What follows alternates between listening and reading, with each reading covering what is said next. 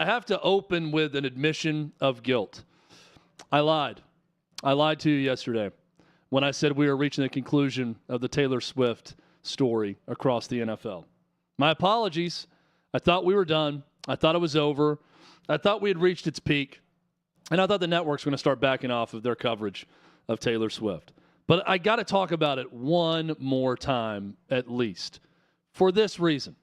Sauce Gardner believes there is a vast NFL conspiracy against the New York Jets and any other team that faces off against the Kansas City Chiefs. Why? Because the NFL loves Taylor Swift and they love the story. So much so, in fact, that the NFL changed their bio on Instagram and X to saying that the Chiefs are 2-0 as Swifties. That's right. Now, they removed it from Instagram because of backlash, but it remains up on X, at least at last check.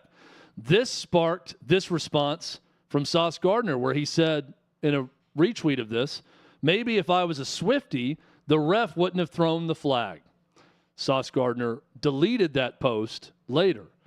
But Sauce Gardner also went to great lengths to explain to everyone, and of course the flag he's talking about was late in that game. It nullified an interception that would have given the Jets the ball and a chance to go down and win the game at that point. But instead, the Chiefs were able to work the clock. Patrick Mahomes gets a first down, slides down at the 1-yard line. They kneel on the ball. Game over. Chiefs win. Taylor Swift is happy. So the full text of what Sauce Gardner said about that play and about that penalty gives you more detail and nuance than you're going to hear from most players explaining why the official was wrong. Quote, since we are commenting, let me say it from my perspective. For starters, and he's responding to Patrick Mahomes, who said that he reached up and grabbed him in the neck, the receiver, and they're going to throw a flag, and that's why he threw it up for grabs, because he knew it was going to be a penalty. So Sauce Gardner says, since we are commenting, let me say it from my perspective. For starters, this was around 5 to 7 yards from the line of scrimmage, not 15. Patrick Mahomes said it was 15. 2, I extended my arms, and he made the choice to lean on me with all of his weight, which caused my hand to slide down to the back of his pad, not his neck. I did not grab him. I actually made a conscious effort to remove my right arm, as you can see in the video. He then tried to swim with his right hand, and I pushed his arm down with my left hand. LMAO. There y'all have it. It was not a holding. It was not illegal contact. Oh, my fault. It was holding because he threw the flag. Sauce is spicy. I'm not talking about the spicy barbecue sauce John McClain's having before he joins us. He's spicy about this game. He's spicy about that call. I don't blame him one bit for being spicy about any of that because I don't think it was a penalty. Now, in real time, I can understand why an official would throw it. Patrick Mahomes is saying, looked like he grabbed him around the neck, and it does. Even in slow-mo, he puts his arm up. There's contact made around the line of scrimmage. It's not 15 yards down the field. But it's a very, very tough penalty to call on a game-swinging play the way it was. Very questionable at best. I don't think it was a defensive holding penalty. Sauce Gardner's mad, and the league is going to be mad now too because you've got an NFL star, even if you're joking around, claiming the NFL wants the Chiefs to win. Why? Not because they favor the Chiefs to win another Super Bowl, but because they love Taylor Swift. They love the attention. They love that she's 2-0 as a Chiefs fan as she is dating Travis Kelce. We bring in Davey Hudson. Davey, when I first saw this, I thought this is going to lead to a fine because Sauce Gardner's not going to be able to help himself. He's going to keep talking about this, and more people are going to start to act like the NFL actually cares about Taylor Swift. I know they care about her being a fan, but they care about the outcomes of games because of Taylor Swift. Definitely going to lead to a fine. Rightfully so, but I understand why Sauce did it. I don't blame him for doing it because, one, this is a good talking point. It also kind of deflects some of the blame off of his team, which we know is struggling mightily right now. We're going to get into some topics or conversation later about Zach Wilson and some more things about players coming to his defense. But right now, if you're Sauce, it's not pass interference. It's not defensive holding. It's not a penalty what happened. But, again, you look at it from the standpoint, if they called it, you got to live with it. I understand why. I mean, I think that was the first time this year we've seen a coach get an unsportsmanlike conduct penalty, and we saw that happen with Robert Saleh after that fact. But, yeah, I'm tired of the Taylor Swift conversation.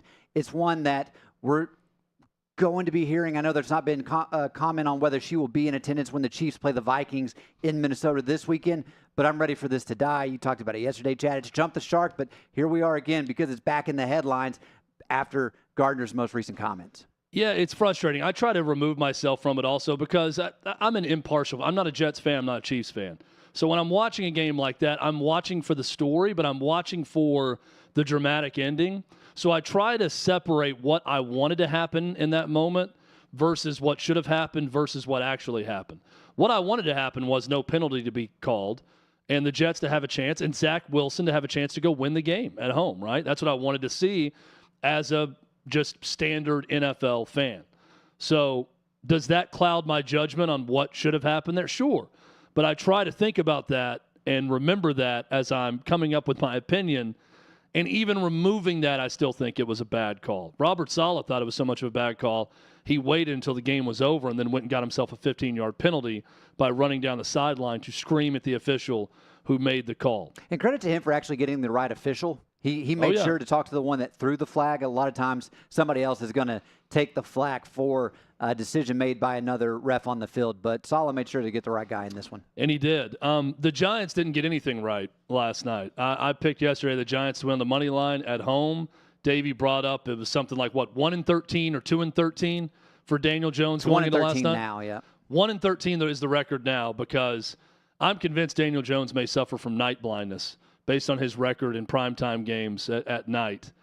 This was a terrible performance for the Giants. So much so, I'm watching the Manning cast last night, and when he throws that pick six to Devin Witherspoon that effectively ended the game, there was a good 30 seconds of silence from both guys, knowing their relationship with Daniel Jones and his college head coach, David Cutcliffe. For both of them, you could tell they were unhappy and sad for Daniel Jones. And now Giants fans are sad too. I definitely feel for Daniel Jones in this situation because it's not like he's getting any help. They have no playmakers. The running back, Saquon's out. The wide receivers, a bunch of nobodies. And he took 11 sacks. 11 sacks. 11 sacks in an NFL game. Like, no offensive line should be that bad in the NFL based off parity and what you're able to do. And it's not like the Seahawks have an absolutely incredible defensive front. They're good, but they're not a top 5 front. And so you look at that and then see what happened for the Giants in this one. It is just tough sledding all around, and there's a lot of questions for Brian Daboll to answer after what we saw last night. Yeah, we got people in the YouTube chat saying Giants' lack of dynamic offensive talent is criminal. Aleb says, honestly, it's not Daniel Jones' fault. The offensive line is so bad. Either way, Daniel Jones is bad too. He's responsible for 3 turnovers in that game. I have no clue what he's doing on the one throw for the pick six there. Like, they had a chance to make it a one-score game. It was 14-3 at that point. They're 5 yards away from making it 14-10. And I think that was a first or second down play. And I'm not sure where he's throwing it. Easily picked off, headed the other way for the pick six. Witherspoon pick six, I believe, was second and goal. Yeah. So, I knew it was not a third or fourth down where you're trying to make something happen. Bad night for the Giants. It's been a rough 2 years for Trevor Bauer. Trevor Bauer has been completely excommunicated from Major League Baseball.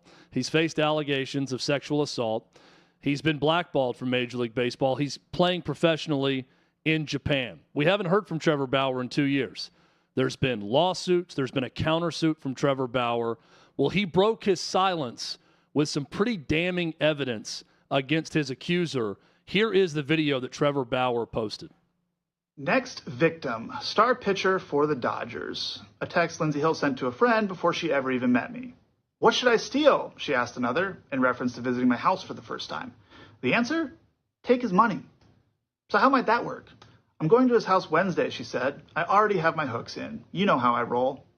Then, after the first time we met, net worth is $51 million, she said. Better secure the bag, was the response. But how is she going to do that? Need daddy to choke me out, she said. Being an absolute try to get in on his $51 million, read another text.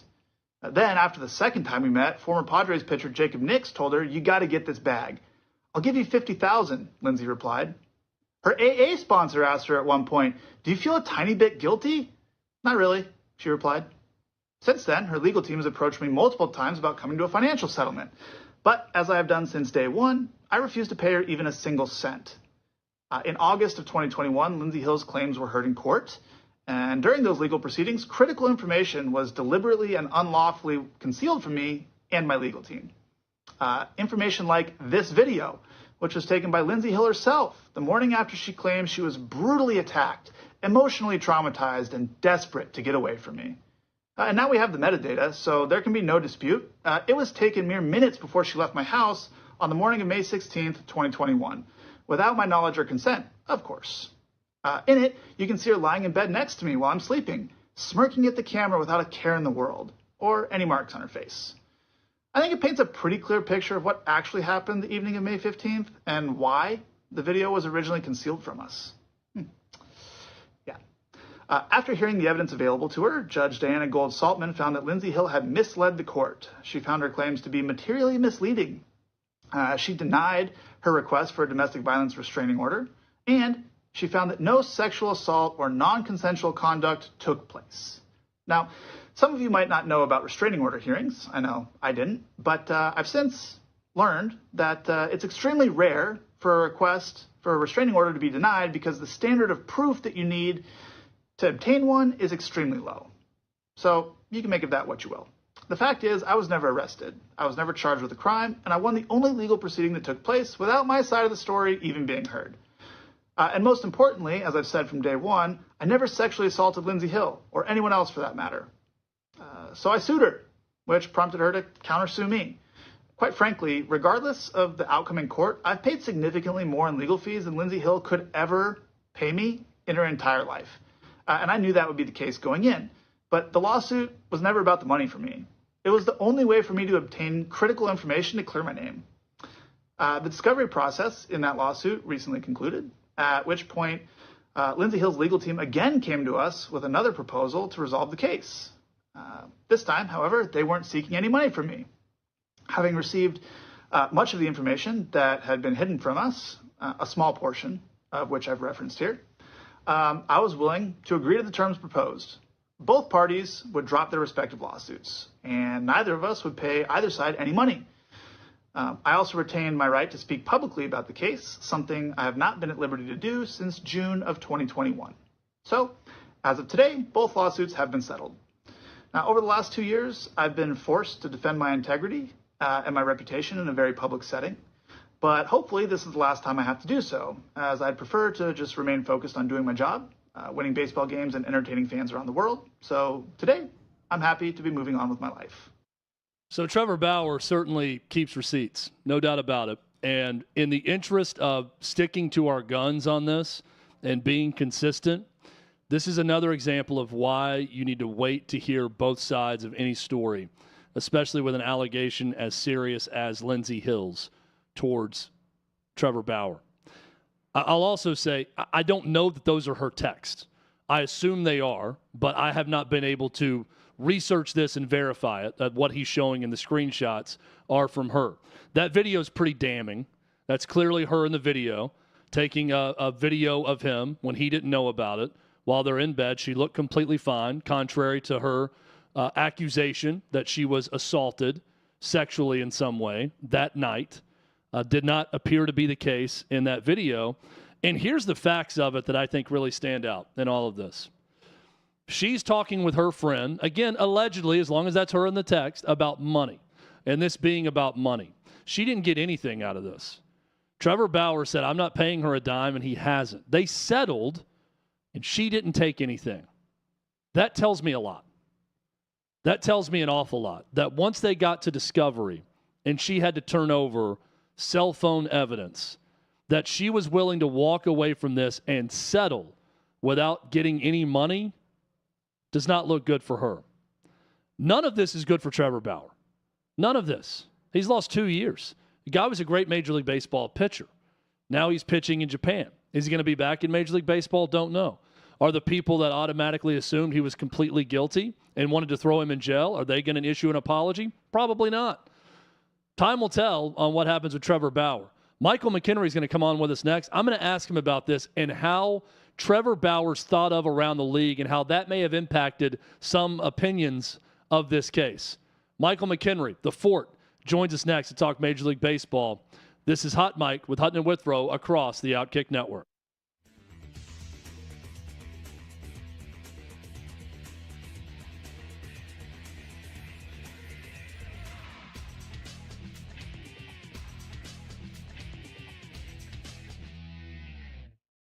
Hello, good morning, everybody. Welcome on into OutKick the Morning. I am your host, Charlie Arnold. Now, when it comes to race baiting in sports, no one does it better than ESPN. It's one of the reasons I was frustrated while working there. And now the Disney-owned company is out to prove just how overwhelming racism really is in the world of sports. Later this month, ESPN Plus will debut a new series on their streaming platform called Skin in the Game with Dr. Ibram X. Kendi. Now, if you aren't familiar with Kendi, he is a so-called anti-racist. He's a writer who makes a living trying to prove just how racist everybody else is.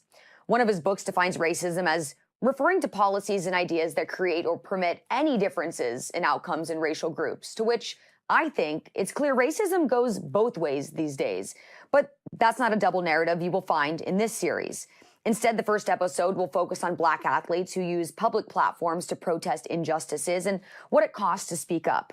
And in the second, why Black female athletes are considered polarizing when they prioritize their mental health, just as a few examples. Now, I appreciate highlighting athletes who have done incredible things in the world of sports, whether they are Black, white, Asian, Latin, or otherwise. But using Ibram X. Kendi to lead this series just feels like a setup. Is he going to mention that in these episodes, there was an occurrence in 2016 where Colin Kaepernick wore socks to a 49ers practice that showed cartoon policemen done up as pigs?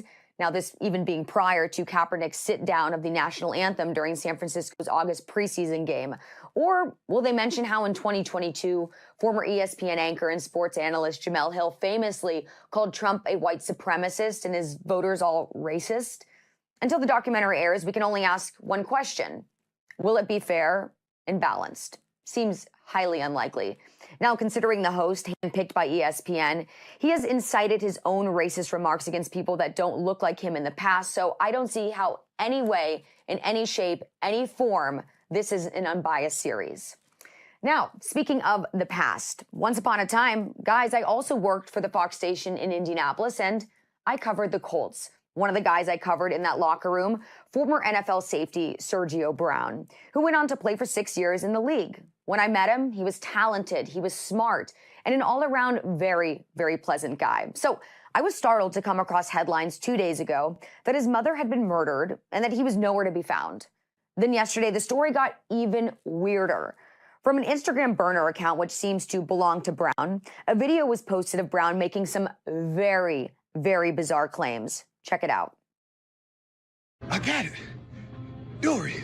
It's P. Sherman. There's something going on with the stream. Sydney. It's going. Oh my gosh. I can't. Just keep swimming. Just keep swimming. What the missing? They ain't never seen Finding Nemo. What the is going on? This is traumatic. Lucky I know how to say a joke. You can hear him say he thought his mom was on vacation and the FBI and Maywood Police Department in Illinois had kidnapped him. This is a part of the video that you didn't see, but he goes on to make very, very weird claims. He also talks about fake news. I mean, it's clear Sergio Brown has lost it. In making it even worse for Sergio, one of his mom's neighbors told a local news station that police told him that they saw Brown through the door's Ring camera and light a bonfire to burn his mother's clothes.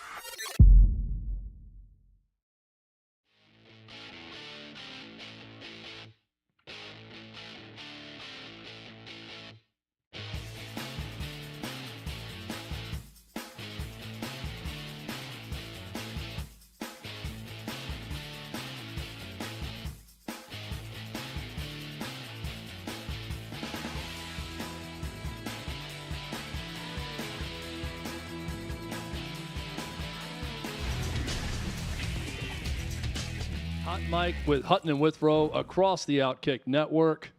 And we're joined by one of our favorites, the Fort himself, Michael McKenry. Major League Baseball. Plenty of stories to get into, both on the field and off the field. But first, we welcome in and say hello to the Fort. Mike, how are you today, man? I'm great. How are you? It's good to see your face. It's postseason, right? I mean, it's a great time to be alive. This is one of my favorite weeks of the sports year, where you got the opening of Major League Baseball postseason, you got football in full-fledged conference mode for college, full-fledged right in the heart of the season for NFL. Let's go. It's time to get after it. Trevor Bauer got after it by showing some receipts today from some text messages, and he has been silent for 2 years in all of this.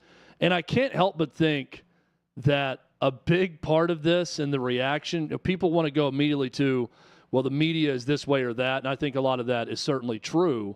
I also think that Trevor Bauer, from talking to people around the game, is just not a very well-liked personality within clubhouses in Major League Baseball, and maybe that colored some of the response to all this as well. What can you tell us about Trevor Bauer, the teammate, the player, but also your reaction to what you saw today, which is, if all is that alleged from Bauer is true, is obviously very unfortunate for him to be falsely accused of something this bad. You know, Chad, this is something, when it all dropped, it was a case of he's guilty and he has to prove himself innocent. And that's not the way that our nation was built. It's not the way the judicial system was made. And it was sad. And the fact that he's been pretty much banned from MLB is remarkable. And now all this comes out. He proves his innocence. He throws everything out there to a certain extent. And I think the fact that he didn't ask for, legal fees back or any of those things, he just wanted to have a chance to tell his story, to get his name back, to get his reputation back. But going to what you said is, you look at who he was. He was a kid when he first came into this game, and he didn't want to leave what he knew, what got him there. And he got a bad rap for that. Did he do it the right way? Probably not. Did he show respect? Probably not. But he grew up. And I think what he's done since his allegations has shown the growth in Trevor Bauer. Like him, love him, or hate him, I've heard he's a great teammate.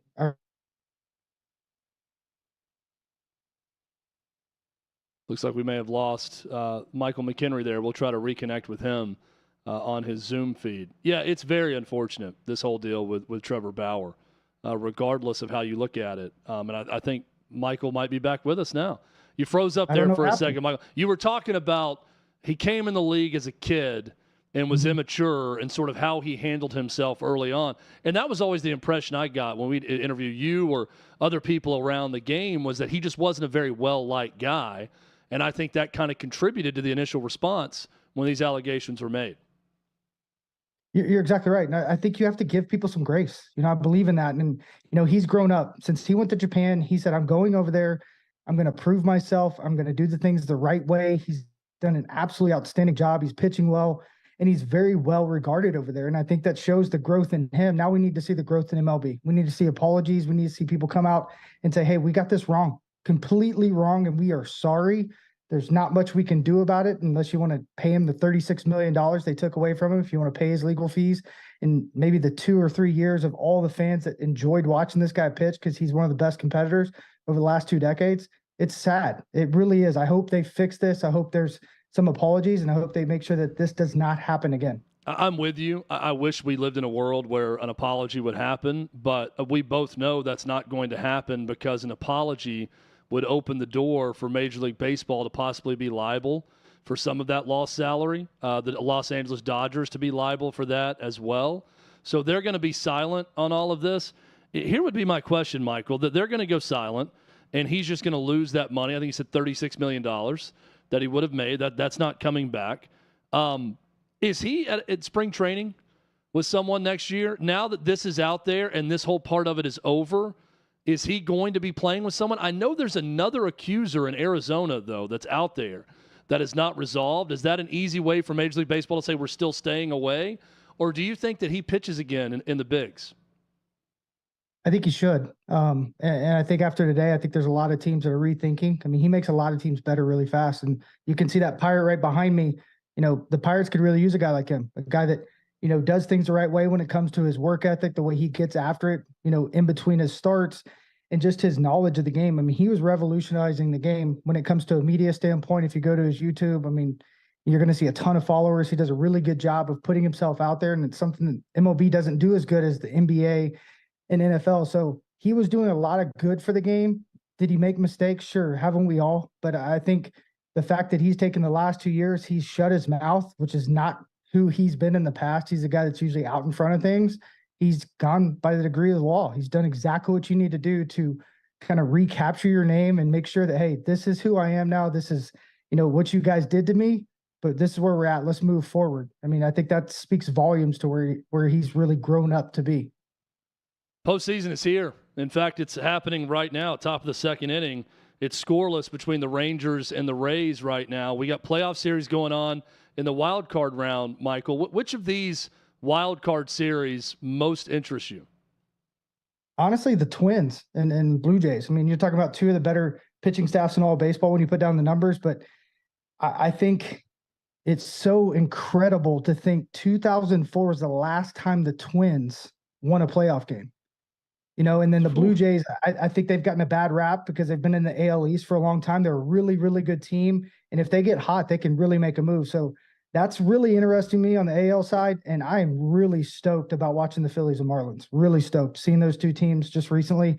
They're both, managed well. There's a really good team aspect and culture in that clubhouse. And, I got to give a little edge to the Marlins in the sense of Skip Schumacher's got something cool going on there. He really, really does. But you can't bet against the fanatic. You just can't. I don't know if you saw his graphic up. He said, time to eat some fish sticks. So you got to love that. So I got to give you credit here for it because a week ago you said it was going to be over for the Cubs. And it was. They fell apart. They got swept by the Braves out of the postseason. They looked like they were in a great spot about 2 or 3 weeks ago, and they're not playing in the postseason. How disappointing is it for that Cubs organization? But when you look at what they have and what they should have coming back, how optimistic can Cubs fans be about the future? They should be super optimistic. I mean, the Dansby Swanson signing and the Bellinger signing and just their core group of guys and even the youngsters. I mean, they have some really, really strong talent when it comes to the upper minor leagues. So I think they're going to be very good. They're going to be very good for a long time. Their plan, I think, is ahead of schedule. So Cubs fans and my family are huge Cub fans, should be really excited. But they're going to be in one of the best divisions in baseball over the next couple of years, in my opinion. I think the NL Central is going to be very, very competitive. St. Louis is not going to be knocked down very long. The Pirates are really going in the right direction. Cincinnati's going in the right direction.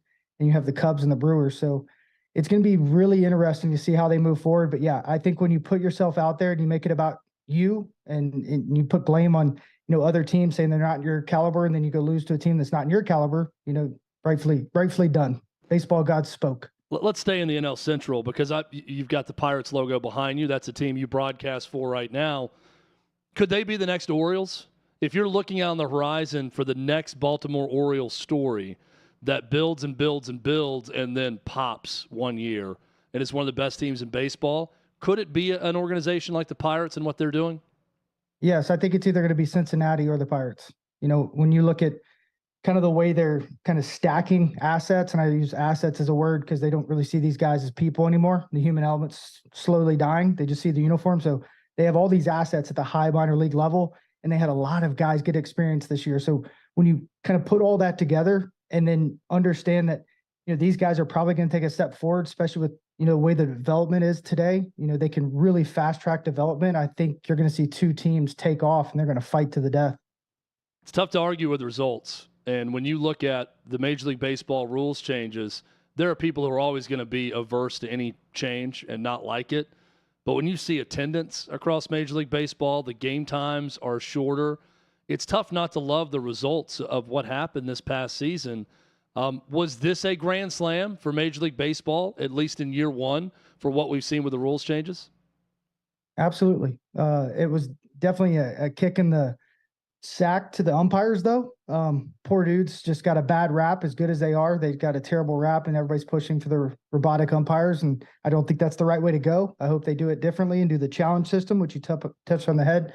See, I'm anti-robot over human in all ways, Michael. I'm consistently with you on this. I like the idea of humans being paid to do jobs in our economy and not replacing humans with robots. I saw a buddy that had a latte served to them by a robot here in Nashville recently, and I'm thinking, I am not comfortable with this.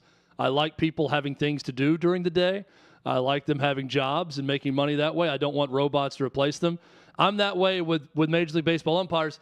Except for maybe Angel Hernandez, who I think a robot should replace him. He's actually a robot. Chad, he's actually a robot. Well, Bryce Harper agrees with me.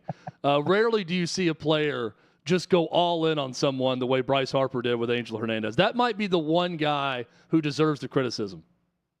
Yeah, and I mean, he's not necessarily the worst. And that's the sad part. He just gets the most media because he kind of I guess deserves it. He puts himself out there and does not back down. I mean, and it goes back to our first conversation, Chad. When you think about what these guys should do, just come out and apologize. I made a mistake. Wow. Right? That's what we teach our kids. Say sorry and apologize. These guys don't ever do that. They never get together and congregate with their other guys during the game. I mean, that Bryce Harper call, there was another call within that series where our catcher, a ball fouls off his foot and he catches it midair, which is a strike 3. And they didn't call it. They didn't get together. They didn't congregate. They didn't question anything. They didn't even look at the ball, see if there's a scuff mark. They just said, I'm the umpire. I'm right. Because this is such an easy thing for me to do. I got 21,000 calls wrong this year when it comes to balls and strikes. And they just need to take that and run with it. I mean, 21,000 sounds like a lot, but these guys are in the 95 percentile every single game on average. So these guys are special at what they do. They pick a job that is just absolutely demeaned and never glorified. You're only really seen when you do something wrong, and they need to accept that. That's your job. You get paid very well for it and own up to it. Well, and you're talking about the Cubs-Braves play where the ball was clearly fouled and they called it a pass ball. That's one where the human part, it's not about apologizing to me, Mike, as much as it is, I wish that another umpire would just run in quickly and just get in the guy's ear and say, hey, it hit the bat. Trust me on it. Promise you. It hit the bat. And then allow that guy to change it and say the ball was fouled off, right? I don't know why that's so frowned upon. I understand where you want to be confident in making your call. If you're an umpire, you don't want to show up an umpire on your crew if you're out there on the field. But to me, if I'm the umpire that blows it that way, I want one of my guys to help me out if I didn't see it and come over and correct me at that. I'm not going to be mad about that. I'm going to thank them for getting it right when I had it clearly wrong. Right? I mean, that seems pretty simple to me. And all the responsibilities a home plate umpire has, I mean, they have a pack on their side that tells them where the clock's at. It vibrates. They have a IFB in, just like we do right now, where we can hear, people and, whether it's the press box, New York, or another guy on the field. They have so much going on. And the best stuff, the hardest stuff ever in the history of Major League Baseball. Let's call balls and strikes, call check swings, foul tips. And then, every now and then you're going to get hit right in the face with a foul ball. They have a lot on their plate. Own that. And I think it'd be really, really good for baseball and everyone else because, if they can bring in these automated systems, they're going to. But I think Vegas is going to help us out, Chad. And, that challenge system is something that you can bet on. And I think that's going to be a huge hit. Hopefully they bring that in next year because I think it'd be a blast. And I also think all the fans out there, I think a really cool concept, I brought this up the other day, is have a fan come out and umpire. They criticize these people so much. Have them umpire in spring training. If you get above 80%, you win a prize. Or if you stay in there after you get hit with a foul ball, you win a prize. I think it'd be a blast. Not even a prize. If you go in and you can get more than 80%, I wish it was almost. We need like the Vince Papale from Invincible, Mark Wahlberg, the man off the street to show up, try out, get his shot, and if he does okay, they put him into some sort of umpire training school, and then they go into single A ball and double A ball, and you get your chance to live out your dream of being a Major League Baseball umpire. I'd sign up for that. What a reality show that would be to follow these wannabe umpires all the way through the ranks, right? I'd watch that every week. It'd be great. Hey, well, speaking of reality shows, the Angels, terrible end of their season. They part ways with manager Phil Nevin. What's next for that organization? Hopefully sell the team.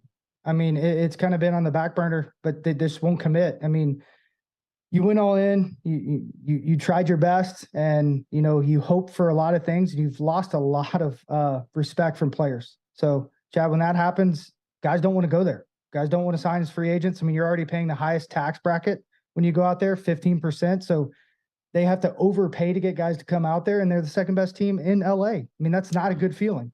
So they have to do some dramatic things. I don't know if the owner will do that. A lot of those guys have, hyper egos, but hopefully they do what's best for the city, what's best for the team, and, move on, really. Some big-time guys are saying goodbye to the game as players. We'll talk about those guys, and we're saying hello to the postseason.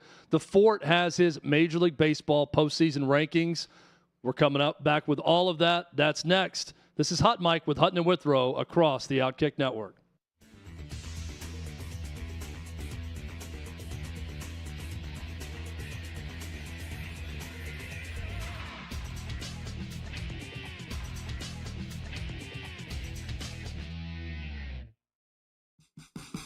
What you're experiencing is the bold taste of a Southern legend. Old Smoky Moonshine and Whiskey, authentic Tennessee mountain-style spirits. We believe in crafting flavors that were born from tradition but defy expectation, and pioneering a new experience with every sip. Because if it doesn't do this, it ain't this. Old Smoky Moonshine and Whiskey.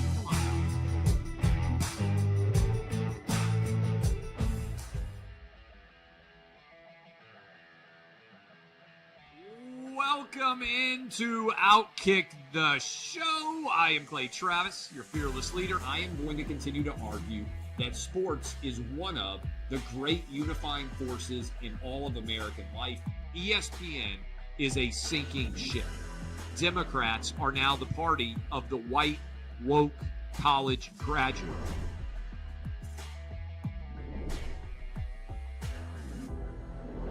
We live in a land of participation trophies.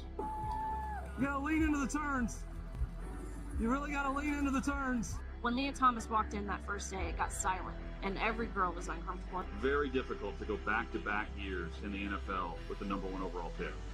Is it fair for people to be upset with Barbie? I've been out of LA long enough to have forgotten that libs, no matter how ridiculous the scenario, are gonna live. Another week of inflation, another week with Biden with COVID, and another set of losers to crown. People don't watch the WNBA on TV, in person, on a plane, on a train, on a bus, or on purpose. I mean, what have you seen firsthand of how this has affected you in the plant and your fellow employees? Under Joe Biden, the Taliban has retaken Afghanistan. Putin has invaded Ukraine. So if there was ever a time for freaking aliens to inhabit and conquer Earth, now would be that time. We've seen coaches throw water bottles. We've seen coaches act like idiots. We've seen coaches slap other coaches. But I think if you're involved in carjacking, you're inherently a rotten human. The level of stupid that sometimes gets on our YouTube chat just gives me a headache. You're born a male, play with males. You're born a female, play with females. Don't at me about it. The American people are being cheated. We, ladies and gentlemen, are being cheated. There's no doubt in my mind he could have caught the ball in his back pocket if he'd been running. Blowing a lead and losing a game is 100 times more lasting and painful in some clubhouses than losing the game 15-0. If I had to start a list in the last 10 years of horrible underachievers, he's at the top. We were directly impacted by the whole Leah Thomas thing, and we were able to see you guys on the ground with your signs supporting. That was huge. They were saying, oh, it's only one or two. That's rubbish, and we all know that's rubbish. Once those trans-identifying males were able to succeed, it just encouraged others.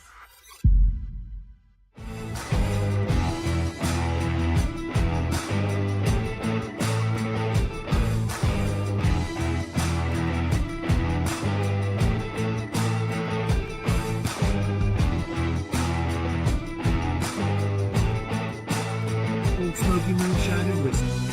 Bold taste of a Southern legend.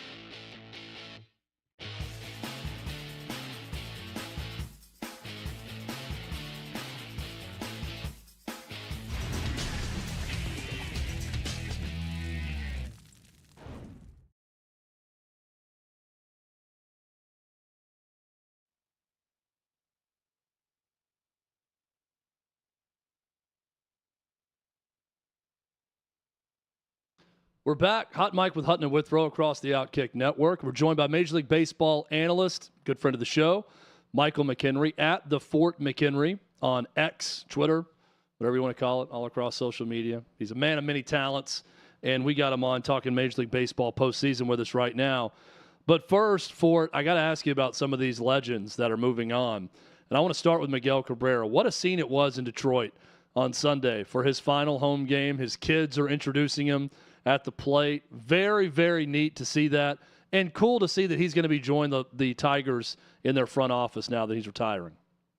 And honestly, that's exactly how it should be. You know, guys that have been somewhere for a long time and their presence is felt across, that stadium. Doesn't matter if he's walking in from a garage when he parks, he has a presence that has an aura that not many guys will ever be able to feel. I mean, he's a legend in this game. I mean, I can go back to when he's a rookie and he's facing Clemens, in the postseason, gets that huge hit and it's a battle to the death.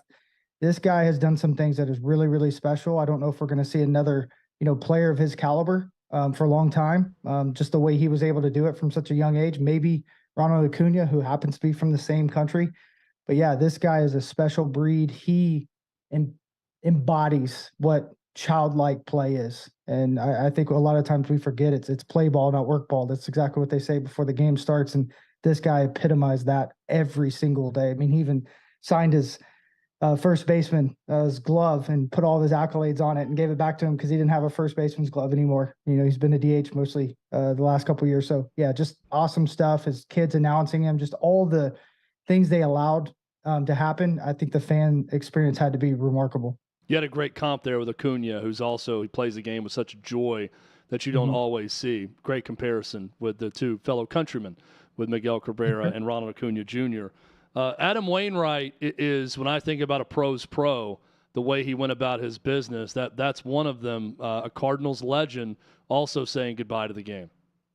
And also a country music star, which I wasn't aware of. I know Wainwright pretty well, and I knew he could sing. I didn't know that was an aspiration. This guy, when you think about a shining light, everywhere he goes, it's Adam Wainwright. I mean, I remember when I got traded over to the Cardinals and eventually got called up, he actually came out, greeted me, and carried my stuff in, unpacked my bag, and just sat there and talked to me about life. It was remarkable. I mean, here this guy is making over $100 million, with his contract. He's taking my clothes out, my jock, and all this stuff and hanging it up like he's a clubby because he was a servant leader. And I think he's a big reason that organization has been so good for so long, is because the people that, they put around him always get better, whether it's baseball wise, as a husband, father, it doesn't matter. This guy makes everyone better. Yeah, get you an Adam Wainwright, you don't let him go. That's for sure. The Cardinals knew that.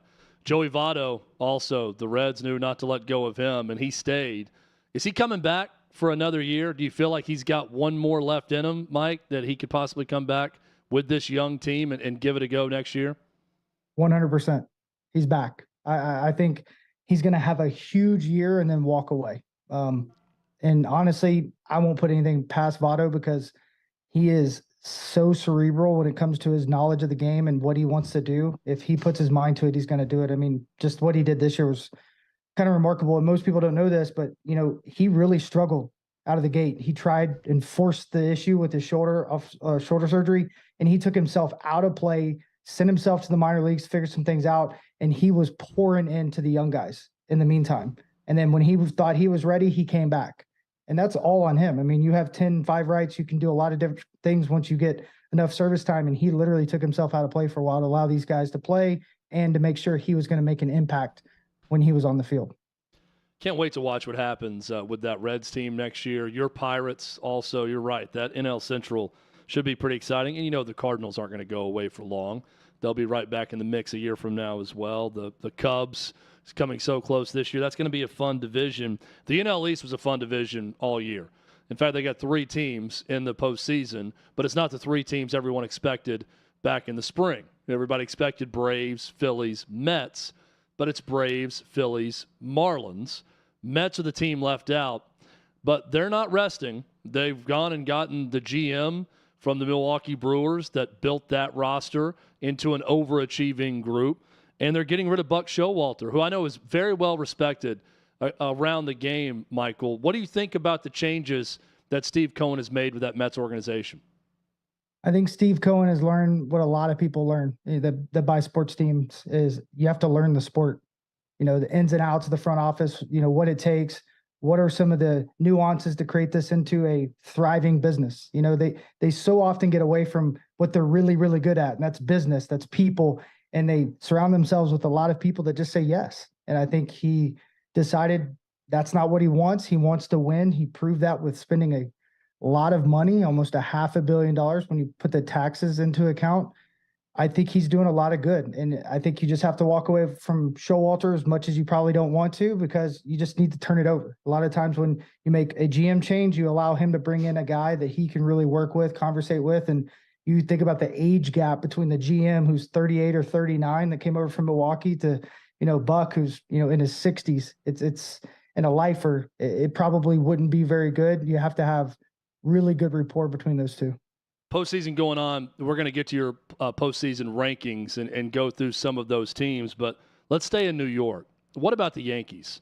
After this disappointing season, I don't know what they need to change, but it's clear they need to do something different to not have the same result next season. And we know the expectations in that city with that team are always going to be World Series or bust. What do the Yankees need to do this offseason? It's beyond me. I mean, I didn't think their manager would make it much longer, and they let go of the hitting coach right in the middle of the season. Like it's his fault that, guys getting paid $300 million and hits under 200 and can't stay healthy. I mean, that's the biggest thing I've seen with the Yankees. They can't stay healthy, and the guys that, should be performing at elite level aren't, and they've got to figure that out. They need to go younger, and I think they started that process. They had a lot of old guys, but if you kind of mix and match, very similar to what the Braves have done, a good core group of guys that are really young, you sign them to long-term deals. You have Aaron Judge, you have Garrett Cole, you have guys that can make impacts. Now you just got to surround them with the right people and people that want to win and that can handle that big stage. I mean, the big stage is very hard. You see a lot of guys leave New York and go absolutely ballistic. Their numbers just take off because that pressure, the media isn't on top of them every single day. They can go out and just play the game they love. Postseason's here, and we've got the Forts playoff power rankings for you. You mentioned the Braves and how they've gone about it, building their roster. That's led to incredible returns this season. Maybe the best offense ever. Tied the Major League record for home runs in a season, but they're the only team in that group that's not from 2019, where the baseball was different. So edge goes the Braves in that category. But you've got the Braves number one in your playoff power rankings, Michael. Dodgers number two. This is the series everyone wants to see in the NLCS. Walk us through that decision to put the Braves slightly ahead of the Dodgers. I mean, the Braves are a different animal. I mean, I know a lot of them, and a lot of the staff I either played with or, they coached me. Charlie Morton, Spencer Strider, I've known him since he was a kid. They have a different animal over there. I mean, the way that they've come together as a group, and it's hard to do. You think about all professional sports, it's very hard. You watch NBA is the greatest example. You bring the greatest players together and they can't win. And you're like, what is happening? New York this year, what is happening? You have to have a heartbeat that works together. You have to pull in that string in the same direction. These guys do. And one thing that's different with them is they respect their elders over there. I'll never forget, I'm sitting with Sal Fasano, one of the coaches with the Braves, the catching coach, and does a lot of different things. He calls me Pocket Hercules. He's a big dude with the Fu Manchu. If you've never seen him, you'll notice him as soon as you see him in the playoffs.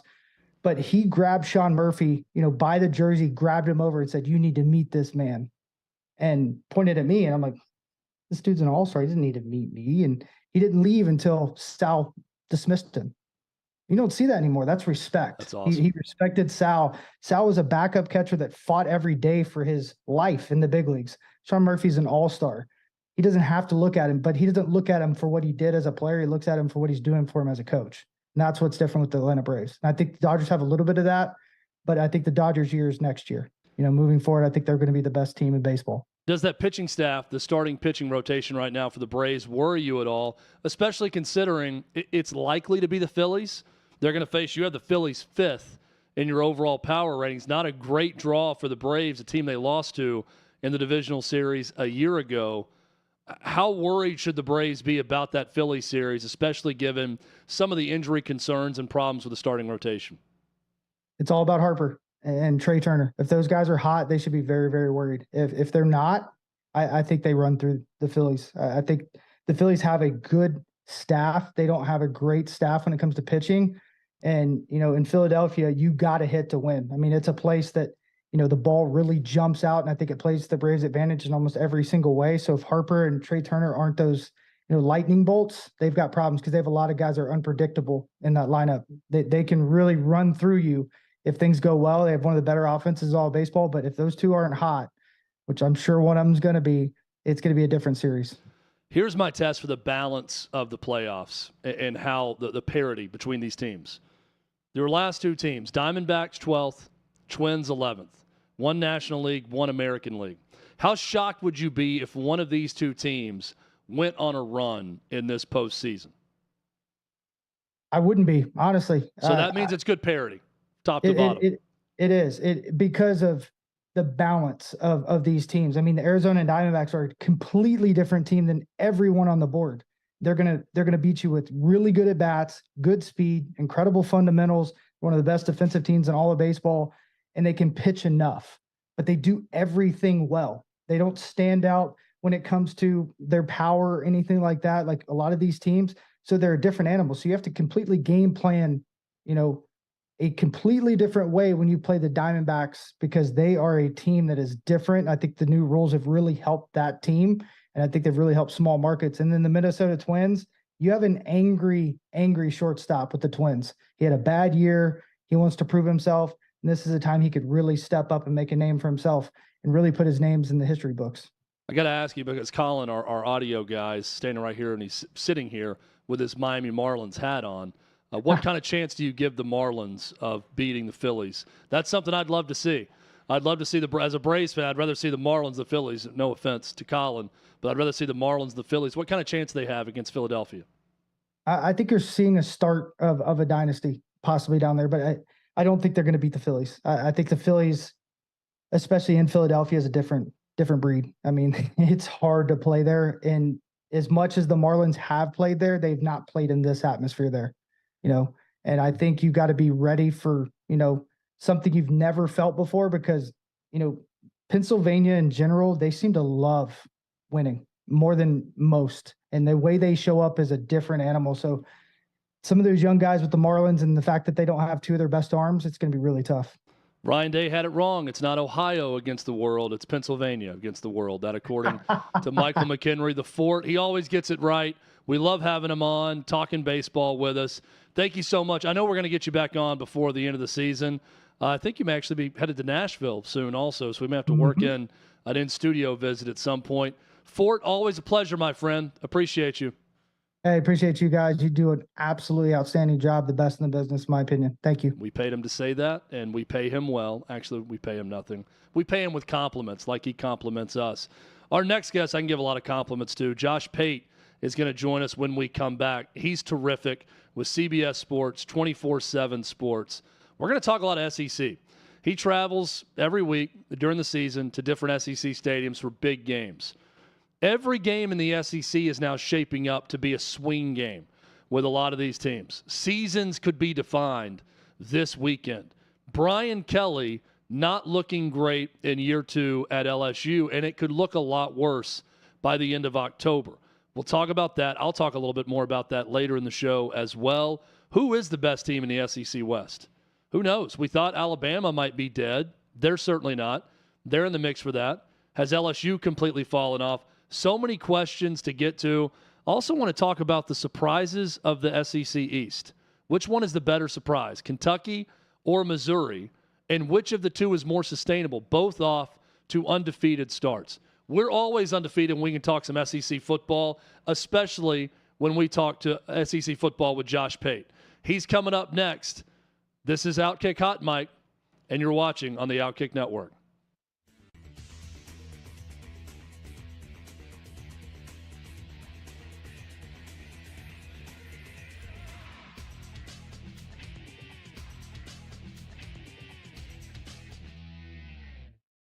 Good morning. The NFL has filed a grievance against the NFL Players Association over running backs being possibly coerced/coached into feigning injuries. That's right. Faking injuries is what the NFLPA suggested in memos to running backs whining about not getting guaranteed money. Well, let me tell you something. I don't blame the NFL. There are provisions in the collectively bargained agreement that say NFL players in general must give their best effort. Well, if you're telling NFL running backs to fake injuries, and have we seen NFL running backs fake injuries? I don't blame the NFL for getting a little crabby. Let's talk about it. Jonathan Taylor of my beloved Colts, He's out, had ankle surgery way back in November, still can't go. His agent said, however, that he could pass a physical right now. My thought is if Jonathan Taylor could, quote, pass a physical right now, why is he on the PUP?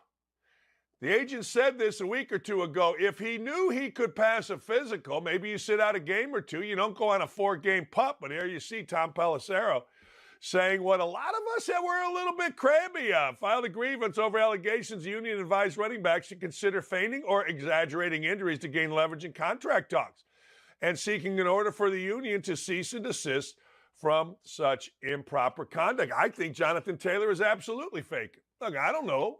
What do I know? I know this, though. Jonathan Taylor walked around pretty good at training camp. Jonathan Taylor's been whining about this. Jonathan Taylor and his agent, as I said, have already said, yeah, he could pass a physical. Let me tell you about Austin Eckler, an ankle injury with no timetable for return. Really? I coached for 30 years. A lot of guys with ankle injuries, high ankle injuries, tweaked ankles, you name it, and everything in between. And there was always a timetable for them to return. But all of a sudden, Austin Eckler, who is the most vocal of the running backs, I can't return. I got an ankle. See, ankles are tough because there is swelling, there is black and blue. You do know, but also when you get healed from an ankle and you take a bad step, a lot of times on a heel, it can hurt and there's no outward sign. It's like mental health. You can say, I got mental health. It's like verbal abuse. You can say a guy verbally abused me. You can say anything you want. So Austin Eckler, Jonathan Taylor, certainly there are questions. I did not see the Saquon Barkley injury live. I saw it many, many times on replay. I guess he's hurt. We'll see how long Saquon Barkley stays out. There are some legitimate guys that are hurt. I think we all agree Nick Chubb certainly hurt. I think J.K. Dobbins hurt. Aaron Jones seems to be hurt. Chase Edmonds seems to be hurt. But you see what I'm doing here between Eckler and Barkley and Chubb and Taylor and Edmonds and Dobbins and Jones? You got a lot of running backs hurt. Why would I, if this was in fact run like a business, give guaranteed money to NFL running backs? They just get hurt. And truthfully, the Colts just won a road football game with a running back. Zach Moss looked all right. Got into a hole. Okay, fine.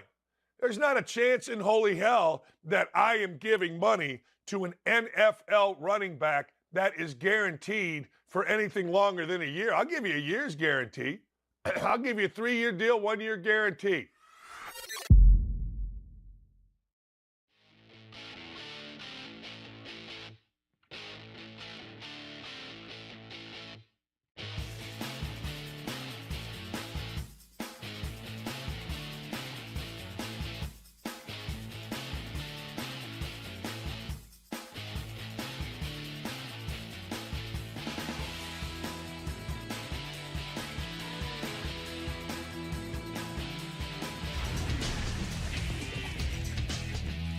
Of Hot Mike with Hutton and Withrow across the OutKick network. Excited about this hour. Coming up a little bit later, John McClain. He's a Pro Football Hall of Famer. We'll talk NFL with us. But right now, one of the very best at talking college football, specifically the SEC, is Josh Pate. He is the host of The Late Kick at Late Kick Josh on X. I am not Pate State material, but he is Pate State. He's on with us right now to talk all things SEC. Josh, how you doing, my man? Who told you you're not Pate State material? I'm the sole arbiter of this? Yeah, I just fall on the sword, right? I call it how I see it. I see what you have in Pate State. I'm just not Pate State material. I guess I'm my own state university, but I'm not quite Pate State material. Hit the JUCO, give me a good 1.5 to 2 years, and then we'll reassess. I want to be like that kid that decided to go to Harvard that had some Power 5 opportunities, but said, I'm going to go there and graduate and then go up to a Power 5 and play 1 year there. That may be my route. And then I can eventually make it to Pate State as a 2-star prospect. But it's difficult to work your way up through the ranks. It is, because unlike some places that claim they value character and they value development, no, we stargaze. We love 5 stars. Well, look, we love 5 stars in the SEC West. There's no doubt about it. And in the SEC. And there's a lot of talent in that division. In the swan song of the divisions of the SEC, Josh, last year of the SEC West, I'm having a hard time picking who exactly is the best team in the SEC West after a long September where we've had 5 weeks of the season. Who is the best team in the SEC West right now? Alabama, I think. Luckily, we don't have to wait very long. We get to watch them play Saturday against Texas A&M. I know that one's going to be really built up. Like it's our CBS game of the week. Most of our crew's going there. I'm going to OU Texas. But after that, I'm of the opinion, if you're rooting against Alabama, you probably need to root for them to get taken down this weekend. Because what you don't want is, it's kind of like I love weather. So if you don't want a hurricane to hit the Gulf and it's kind of coming through the Caribbean, you want it to get chopped up in the mountains down there in like Cuba. Because if it gets out in the Gulf, it has time to strengthen, it has time to build, and it has time to really wreak havoc along the Gulf Coast. We deal with that all the time in the Southeast during hurricane season. I feel the same way at Alabama right now, or about Alabama right now. I think A&M is their toughest test the remainder of this season. It's the worst matchup. It's the toughest environment that they'll go into the rest of the season. So maybe the answer is Bama. Maybe after this weekend, the answer is Texas A&M. But think about the latter. If the answer is Texas A&M, we just going to ignore Miami dropped half 100 on them? We're going to ignore Tyler Van Dyke carved up the secondary? Like, how big a canary in the coal mine would that be for the SEC if A&M does beat Bama, and especially if they beat them by like 13 Saturday? Doesn't it feel like Nick Saban likes the challenge of adversity? His team's not used to it. Most of the guys he recruits aren't used to dropping a game early in the season. He's certainly not accustomed to losing at home. I'm not saying it's something that he desires to lose a game early in the season, but I see that loss to Texas, then the struggle down in Tampa against USF, and I feel like it almost recalibrates Nick Saban in a way because it presents him with another challenge, and in some ways it makes him a little bit better. Am I crazy to think that way? No, I don't think it's crazy. I look at it a little bit different angle. Smart's the same way. I don't think it does anything to those people, Nick Saban, Kirby Smart, because I think they're wired a different way to begin with. Like, they come in the same week they play Kent State as they do if they're going to play LSU. Their players may not always think that way. And so I think they breathe a little bit of a fiery sort of sigh of relief when they lose games, and they don't really seem all that worked up because, number one, they know they still got a better team than pretty much everyone they're going to play. So if they take care of business in their mind, they should be good. And number two, all of a sudden, the concern about whether psychologically they can get their guys to buy in and they can get their guys to go over the cliff, facing the fan, worry about things, all of a sudden that's out the window. Because once you taste your own blood, it kind of does something to you. And now Alabama's tasted their own blood. Now they got to go into, like I said, I think the most hostile environment they'll play in the rest of the year. Most of those players, remember a couple of years ago, they went out there as a 3-touchdown favorite and lost outright. Like, a lot of those guys are still starting for this team. So they may win Saturday, they may lose Saturday, but if they lose Saturday, it certainly won't be because they were complacent or because they overlooked Texas A&M. It'll just be they got beat. Boy, Billy Napier has to be excited about that second quarter against Tennessee, because outside of that, where they dominate, he doesn't have a lot to hang his hat on. Recruiting is going well for Florida right now. That's a good thing for the Gators. But my co-host, Jonathan Hutton, Josh, he likes to say, it's not if you lose, sometimes it's how you lose. Going up to Kentucky and losing by a field goal would have been one thing, but the Cats dominated the Gators in that game. And I'm not quite sure what exactly Florida is right now. What is that Florida program in year two under Billy Napier? It's just kind of hollow.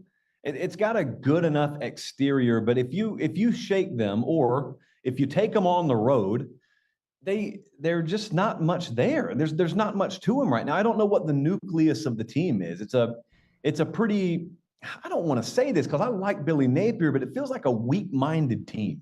I don't think they lack athleticism. You will never sell me that they got out-athleted by Utah and Kentucky. No one's selling me on that. You got beat by better teams at Utah and Kentucky, and that just proves a couple of things. Teams are more than just raw talent. And number two, you got some ground to make up. And we always do something called a padlock stat on late kick. That's the stat where if I were to tell you that on Friday, you would know everything you need to know about the outcome of the game. Well, that Kentucky-Florida game, obviously the 300-plus yards on the ground, 9.1 yards per carry for Kentucky, that's a padlock stat. But think about if I were to tell you this. Devin Leary didn't even have 70 yards passing for Kentucky. And they still not only beat Florida, they pulled away. Like Graham Mertz's stat line was not bad.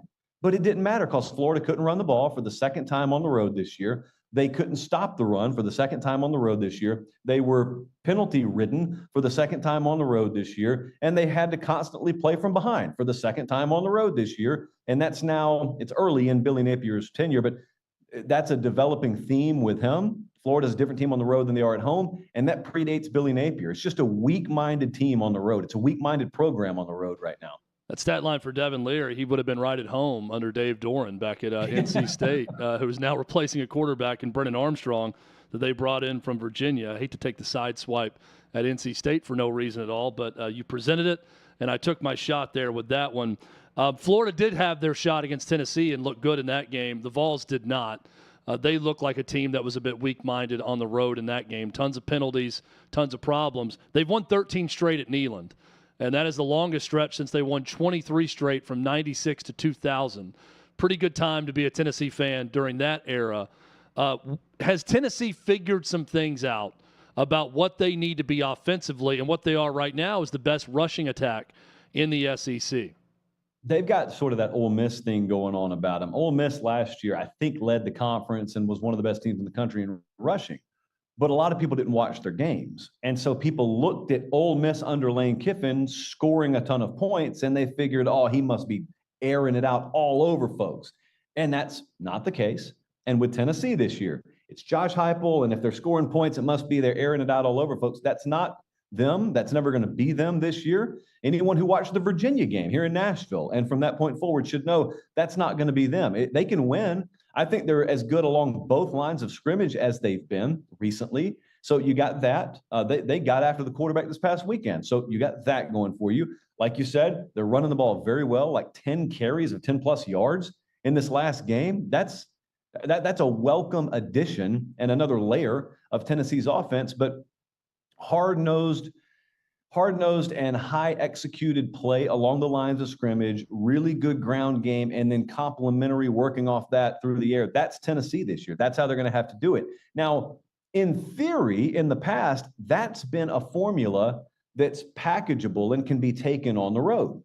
They just have to do it. Like, that's kind of new for Josh Heupel in Tennessee. They have to do it.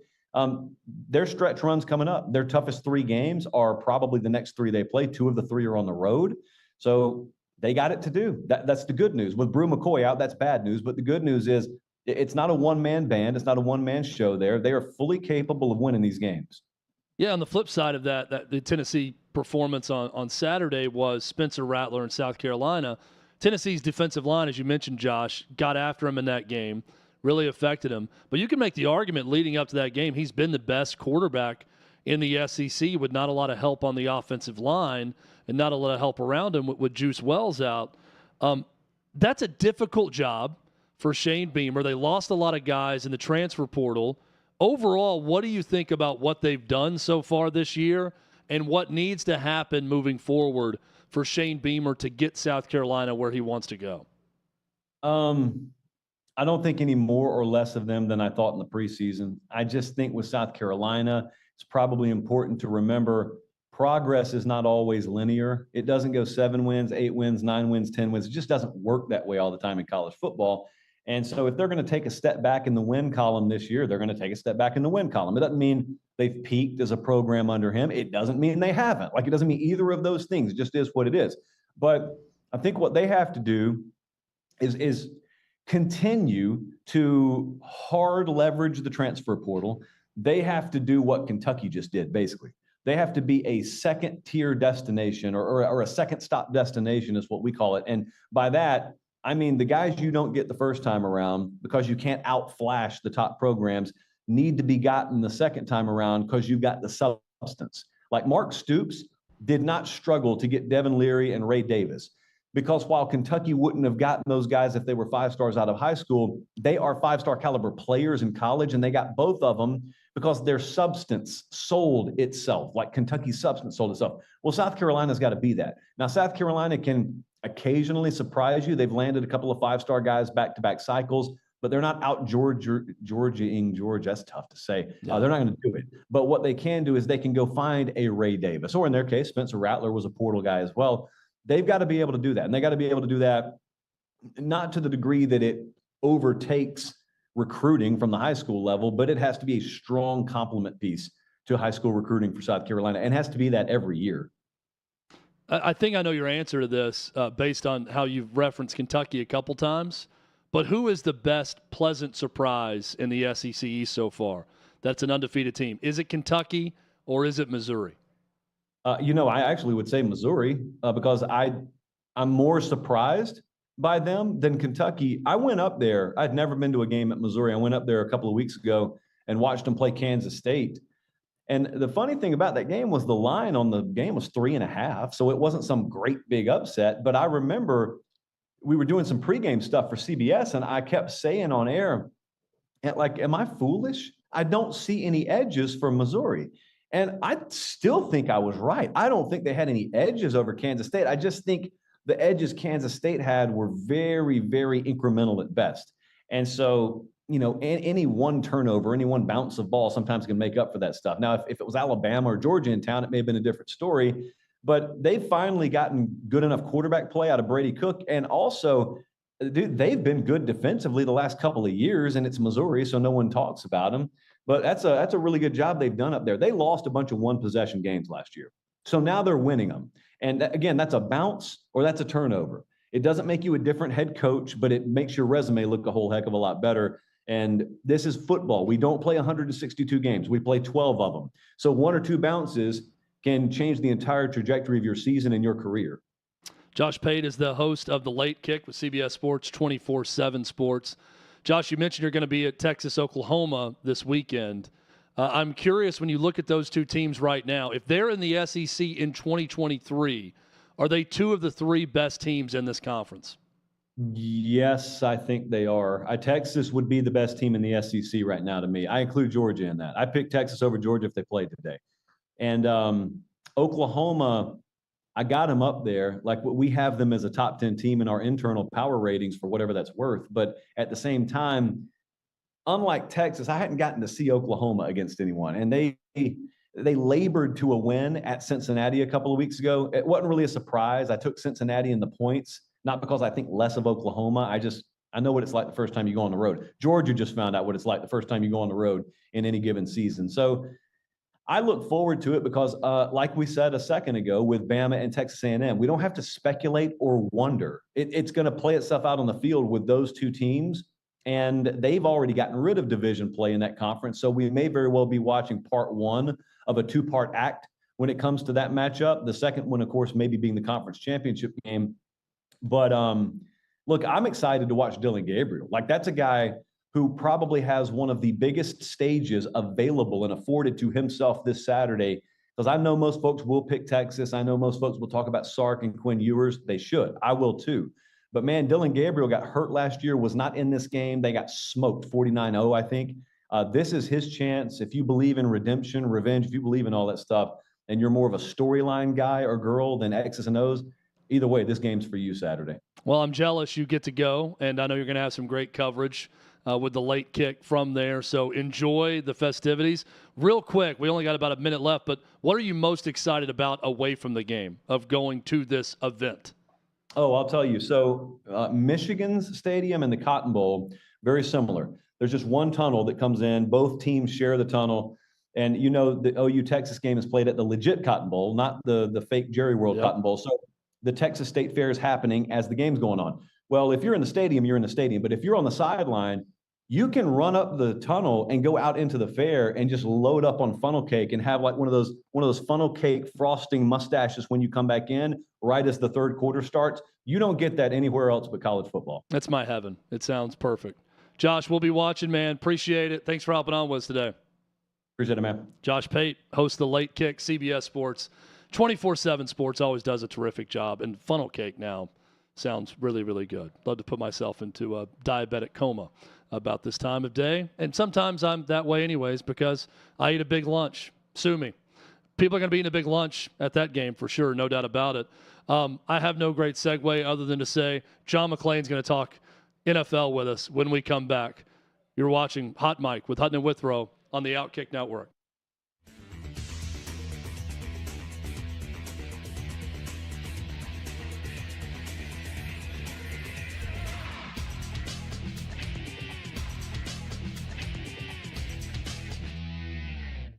I'm here at the Big Machine Music City Grand Prix, but that's not the only big race that's on people's minds. Let's go talk about it.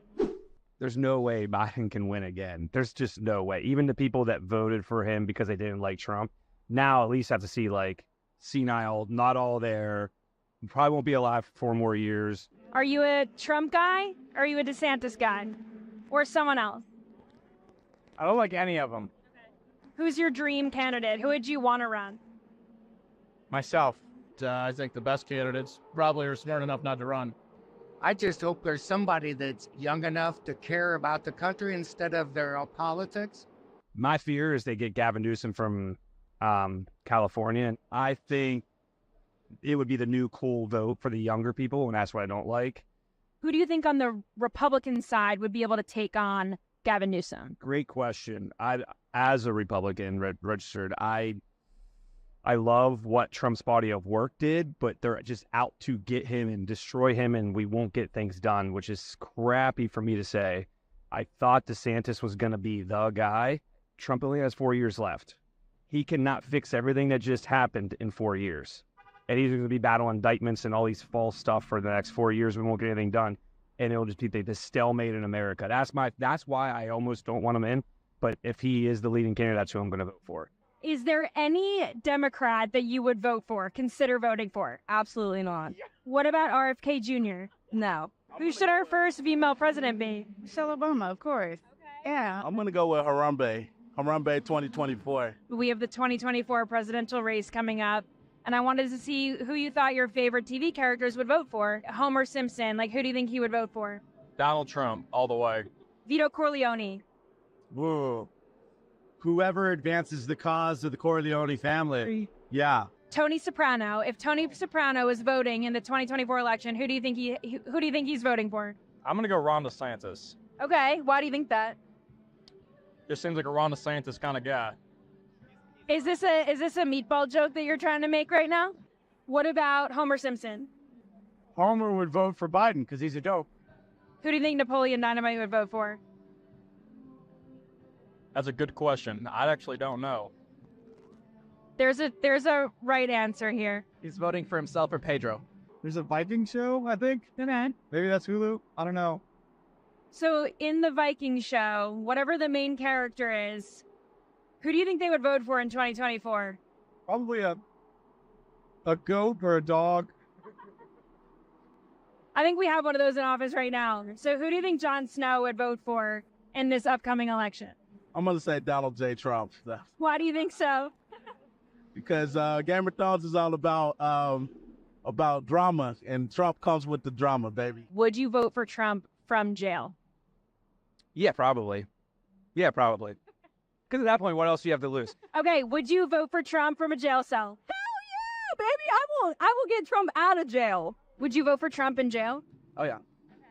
Based as The thing that Trump needs to remember is there's another political figure that said, I don't recall very well. Yeah. And that's all he's got to say. Is there a dream candidate, someone that you think could save us all? Yeah, Jesus. Amen to that.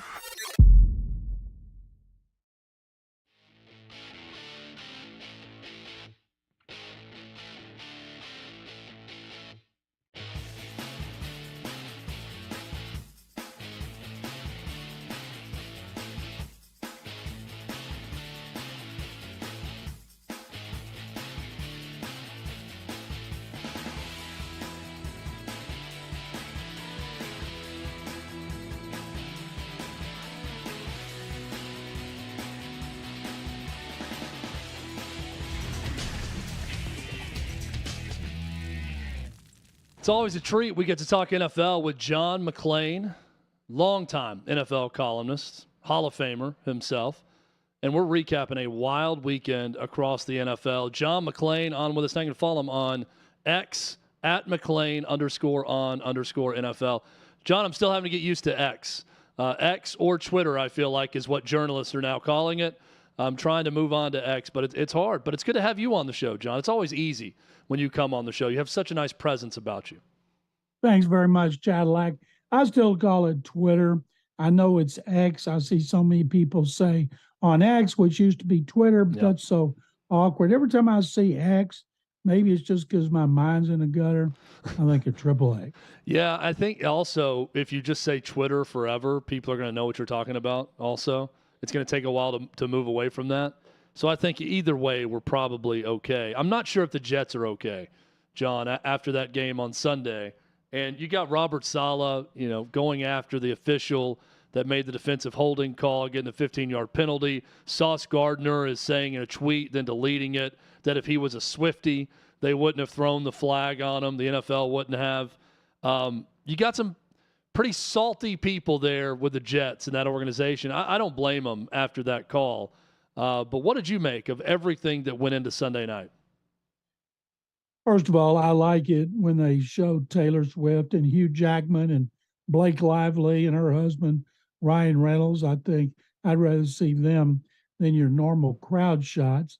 And I think that all the complaining afterward took away from Zach Wilson's performance.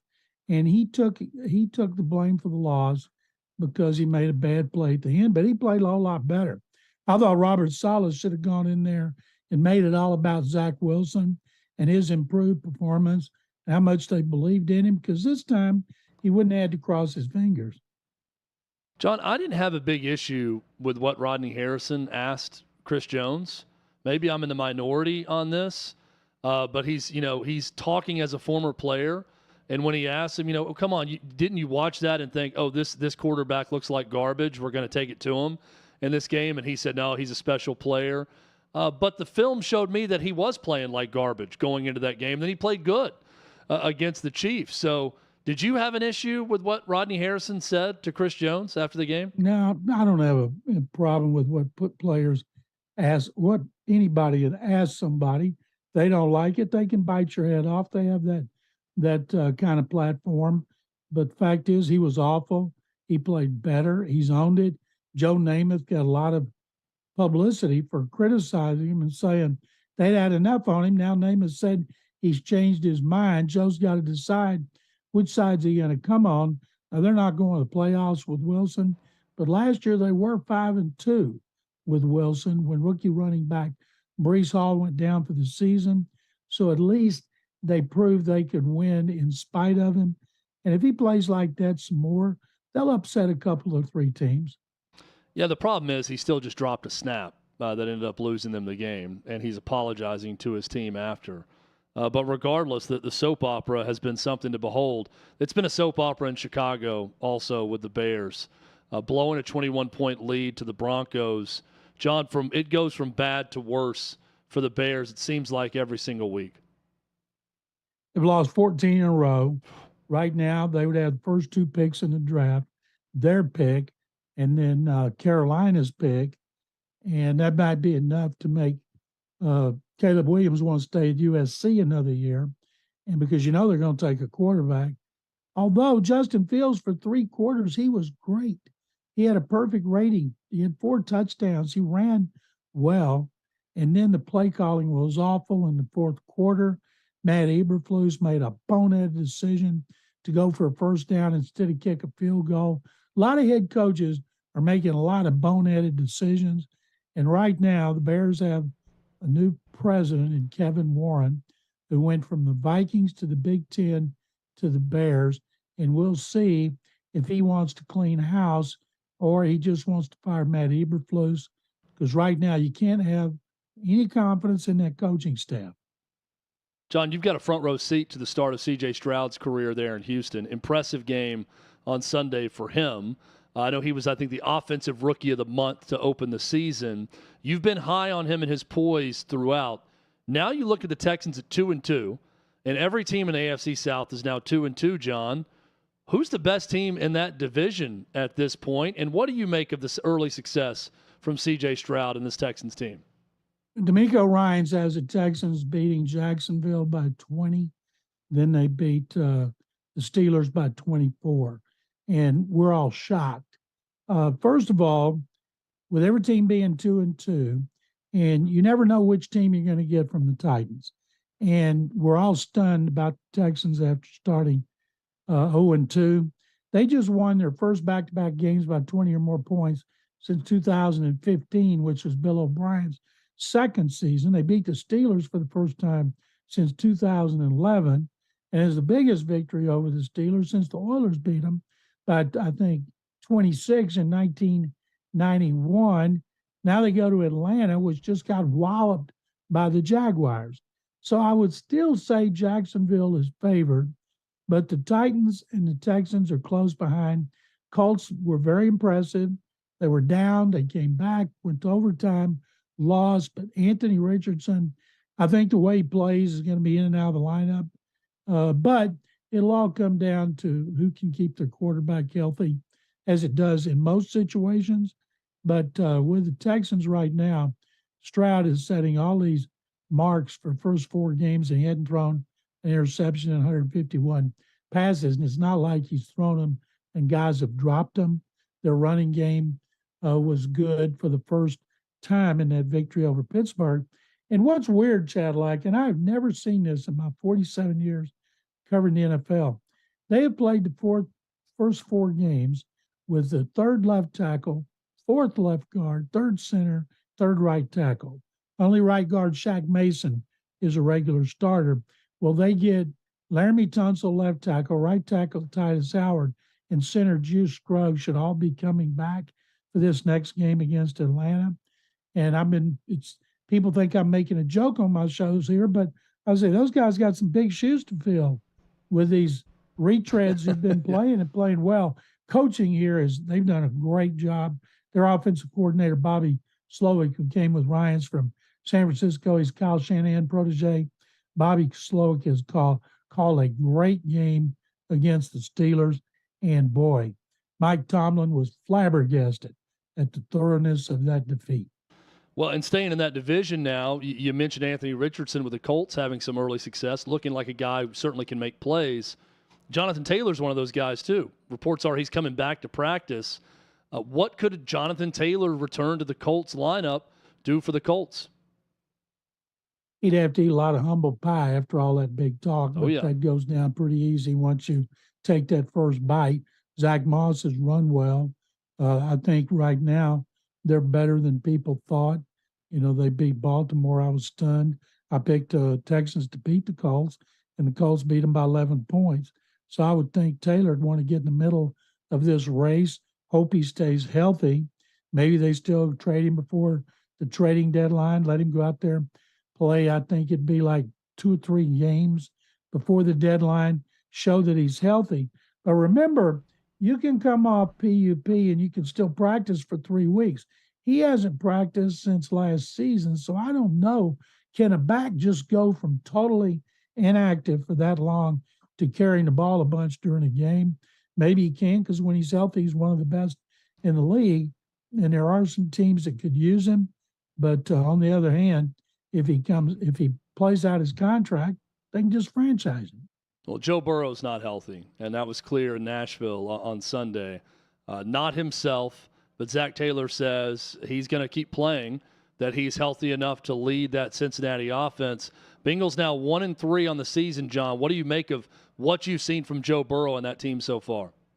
That's the Bengals at 1-3, and the way they just got stomped by the Titans is amazing. Probably of the good stories and the bad stories, that's probably the best bad story, because a lot of people picked them to win the Super Bowl, starting with winning the AFC North, which is not as strong as we thought it was going to be. And I think Burrow can continue to play. There's nothing wrong with his arm. They're not running the ball the way they did. They've lost T. Higgins now with an injury. They just seem to be discombobulated, not in sync like they have been over the last 3 years. Maybe they can snap out of it. Maybe they're headed to a high draft choice. Speaking of injured quarterbacks, John, you've got Justin Herbert breaking a finger in the game on Sunday, playing through it, on his non-throwing hand, but playing through it and playing pretty well. Matthew Stafford's hobbled with a hip injury, limping around the field. You've got Joe Burrow giving it a go with a calf injury. Then you have Deshaun Watson, who's medically cleared to play, and his head coach, Kevin Stefanski, decided to tell everyone the doctor's cleared him to play, but it's up to him, and he knows his own body, and he decided not to play in a loss to the Ravens. Not a great look for Deshaun Watson coming off a game, John, where he looked good for the first time in a while against the Titans the week before. It's interesting because a good friend of mine in the media, Tony Grossi, who's covered the Browns for 35 years, called me the previous week and was asking me about injuries that Watson had played through. And I told him he had a collapsed lung and fractured ribs, and he didn't miss a game in 2018, even when he had to take a luxury coach to Jacksonville because he couldn't fly because of the lung. And then he got kicked in the eye a year later and managed to straighten his face mask and throw a touchdown pass to beat the Raiders. And when I heard that he elected to stay out, I was shocked because he was coming off his best game as a Brown, his best game since 2020 with the Texans. And now the media is just eviscerating him. And I said, the only reason I can think about, maybe because you got $230 million guaranteed, you do whatever you want. Yeah, that was a strange story when I first saw it. John, let's look at some of the games this upcoming week and get your thoughts on it.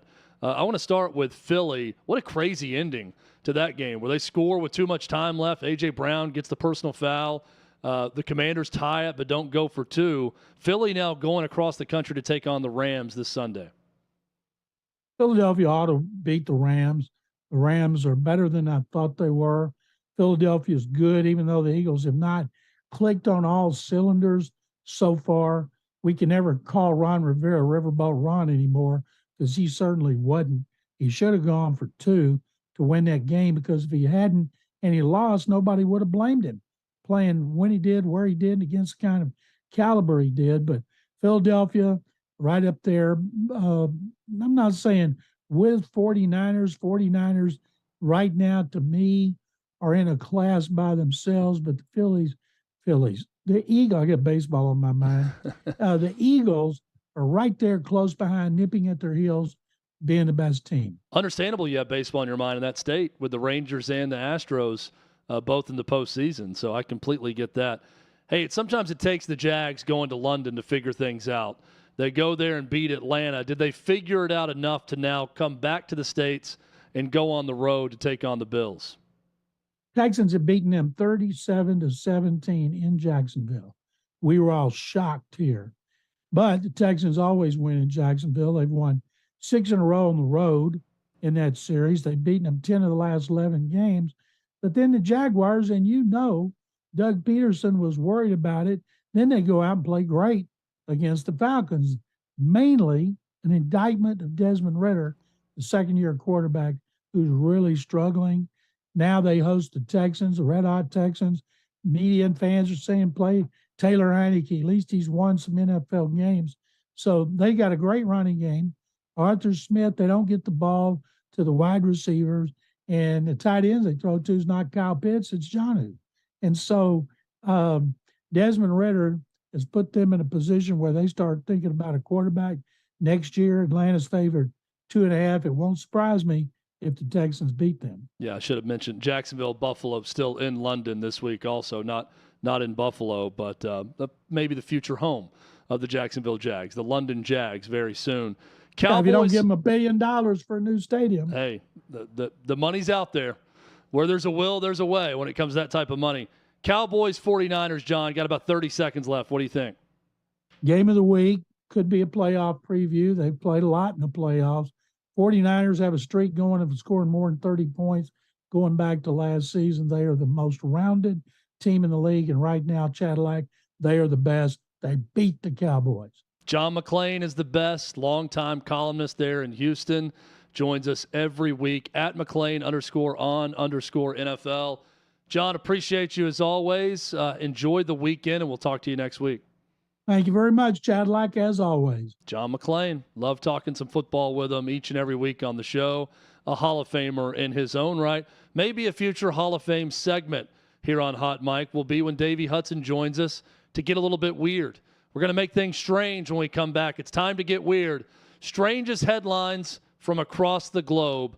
That's next. This is Hot Mic with Hutton and Withrow.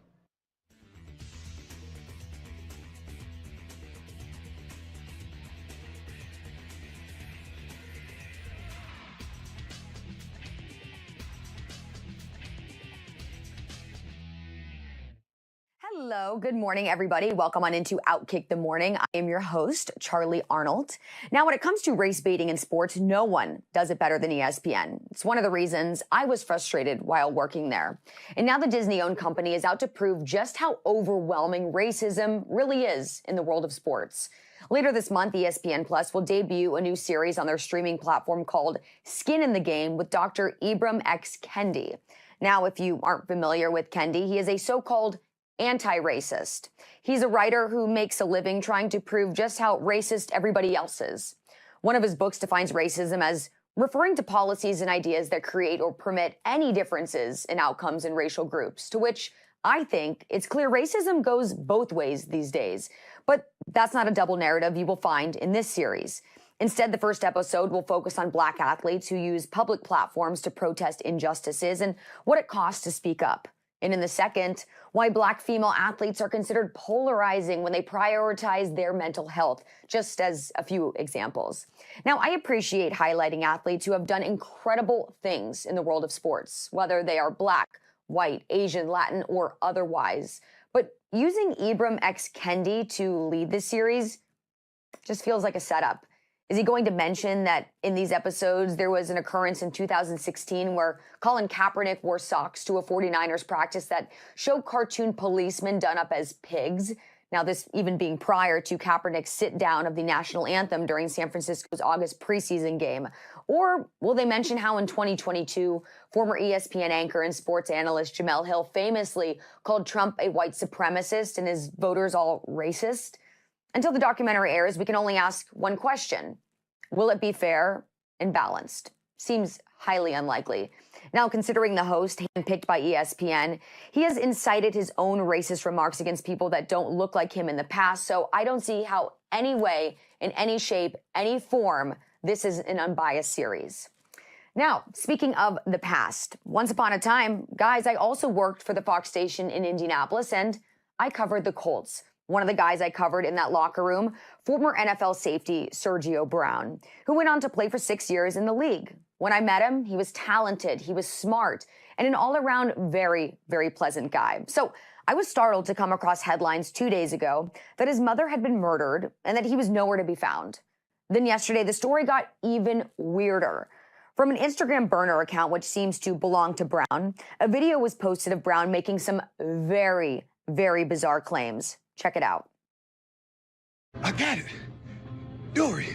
It's P. Sherman. There's something going on with the stream. Sydney. It's going. Oh my gosh. I can't. Just keep swimming. Just keep swimming. What the missing? They ain't never seen Finding Nemo. What the is going on? This is traumatic. Lucky I know how to say a joke. You can hear him say he thought his mom was on vacation and the FBI and Maywood Police Department in Illinois had kidnapped him. This is a part of the video that you didn't see, but he goes on to make very, very weird claims. He also talks about fake news. I mean, it's clear Sergio Brown has lost it. And making it even worse for Sergio, one of his mom's neighbors told a local news station that police told him that they saw Brown through the door's Ring camera and light a bonfire to burn his mother's clothes.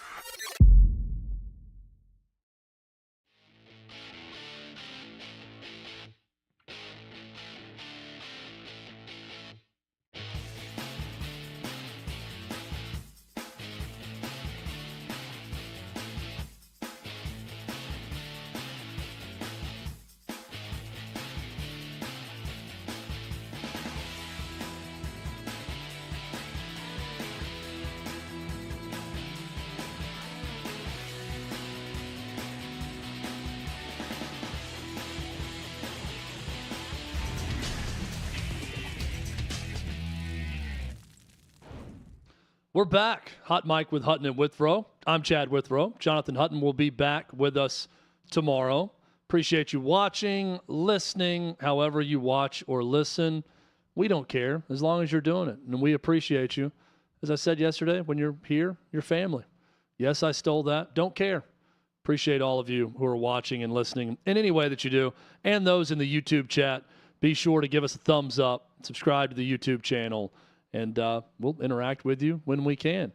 Davey Hudson likes to interact, but he likes to do it in a bit of a weird way.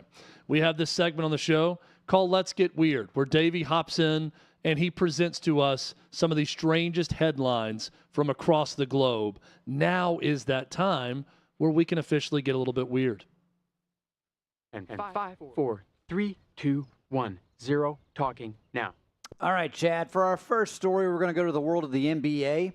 You know, I know everyone is all caught up in the NFL starting to hit their main stretch. MLB playoffs are here as of today. Is the NBA starting like this week? No. I saw something about Victor Wembanyama starting his career. When does the NBA even tip off? I don't know the exact date for like opening day, but they will be having pregame starting, I believe, or not pregames, but like preseason games starting this week at some point.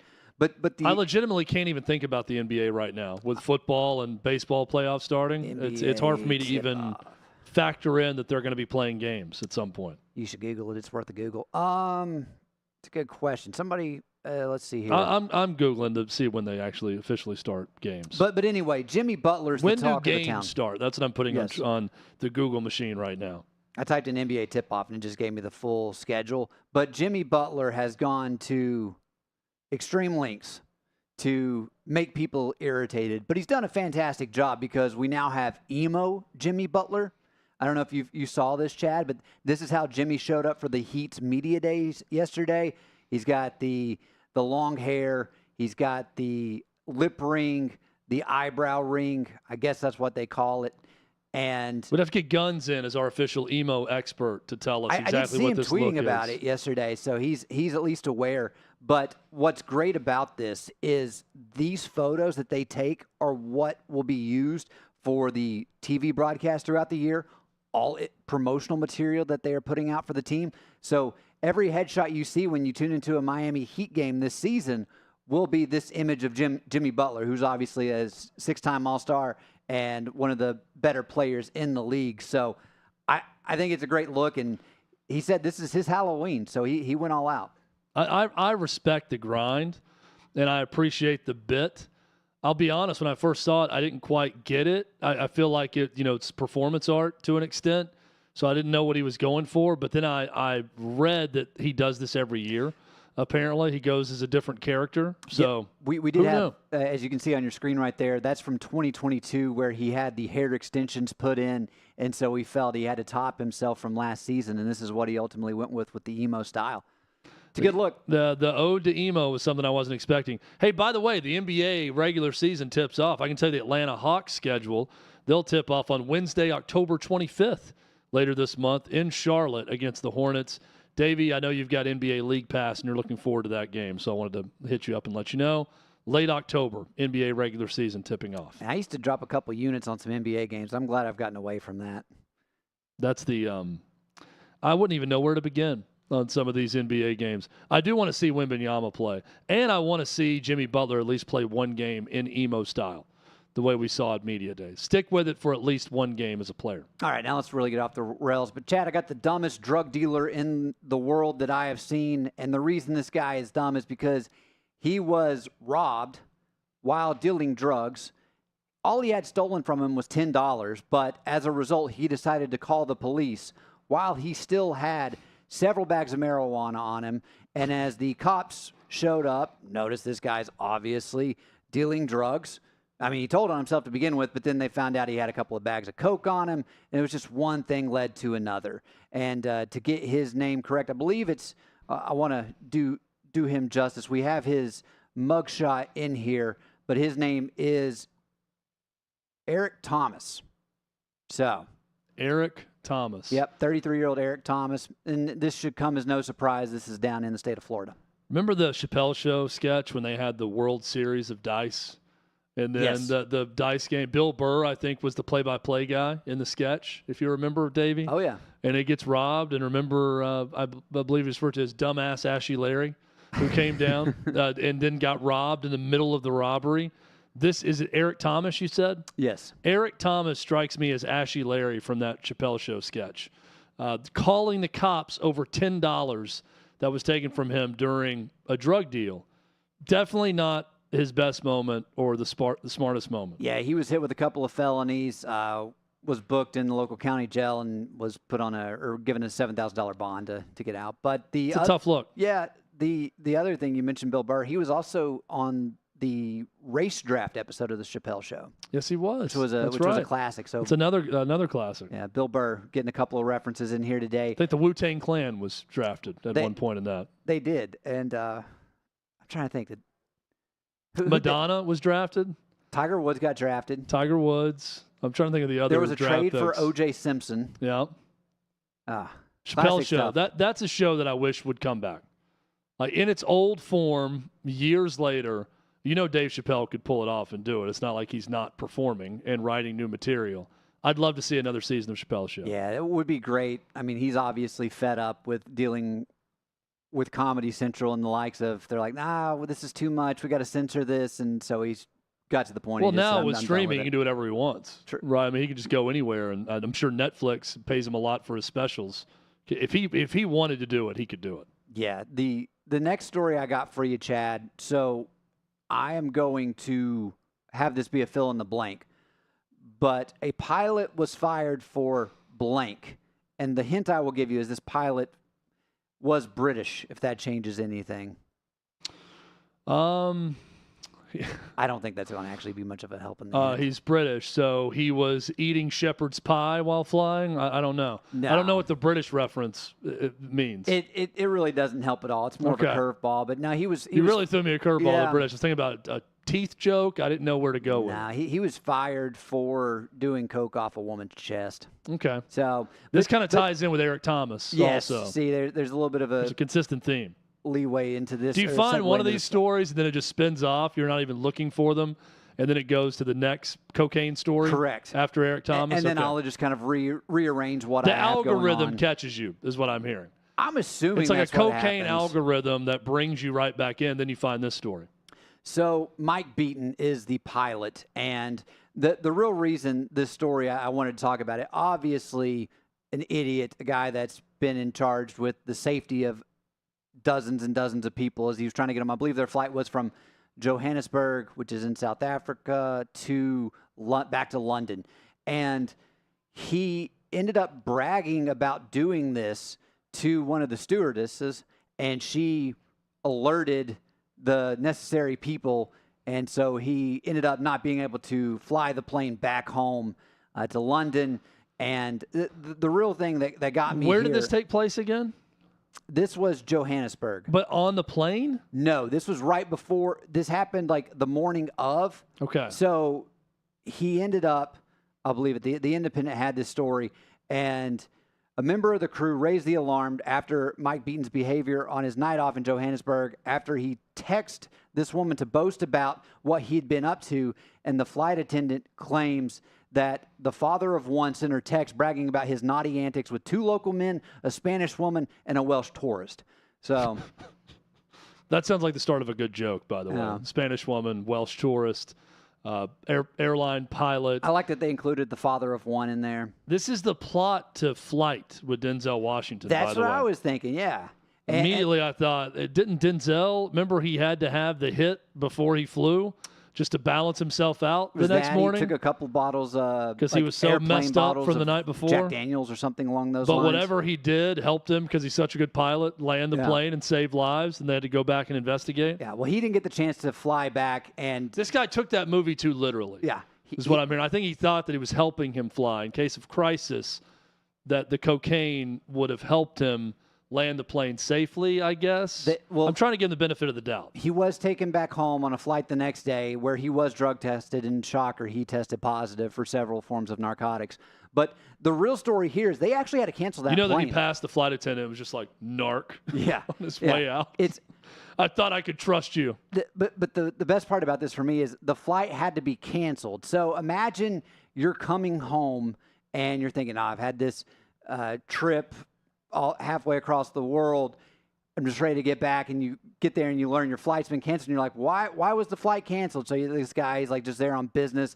He calls his wife. He's like, hey, sorry, honey, I'm not going to be back for Junior's birthday. It turns out the pilot was doing coke off some woman's chest, so they had to cancel the flight. And then that just leads into another argument, and it's just one of those things to where that's frustrating. See, this is the reason the flight got canceled. I would have wanted to just say, like, well, can I judge how messed up he is? Like, how much are we talking about here? Because if it was just a little and I could look him in the eye and say, oh, this guy's fine to fly. I don't want to be delayed here. Let's just let him fly. They should have put it to a vote to everyone on the plane. Comes out, speaks to them, and then you're presented with the information and say, hey, we received this text message. One of our employees, a flight attendant, found out what he was doing.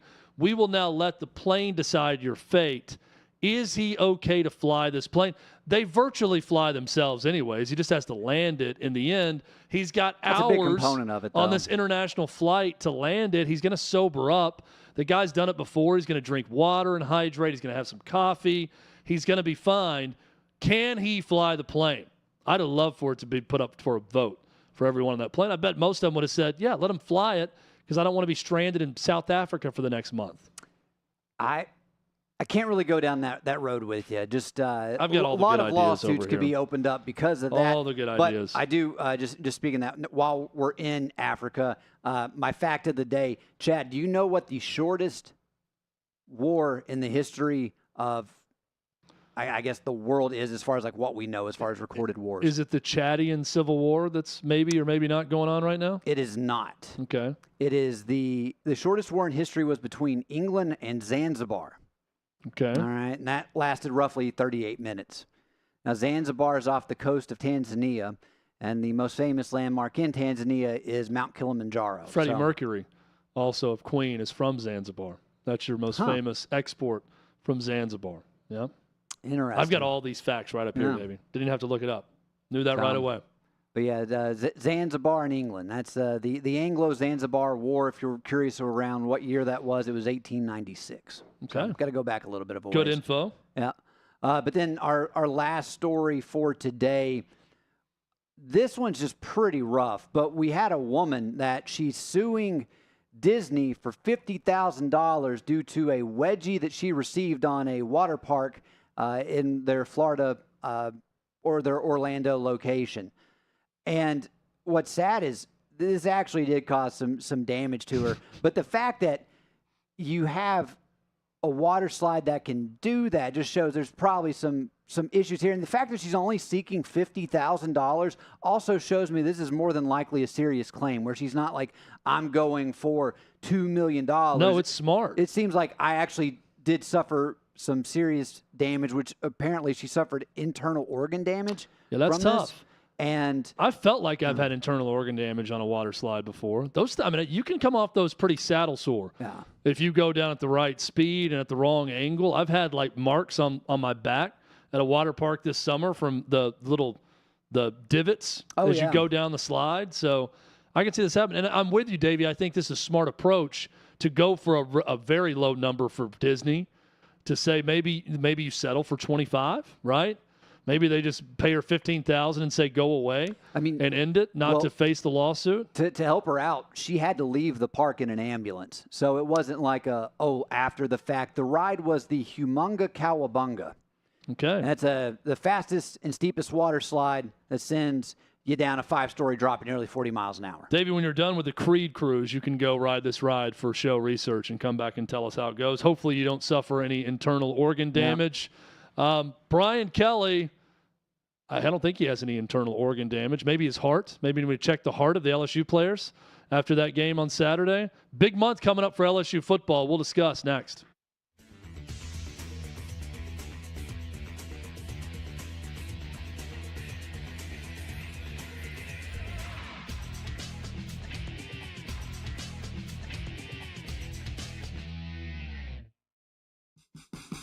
What you're experiencing is the bold taste of a Southern legend. Old Smoky Moonshine and Whiskey, authentic Tennessee mountain-style spirits.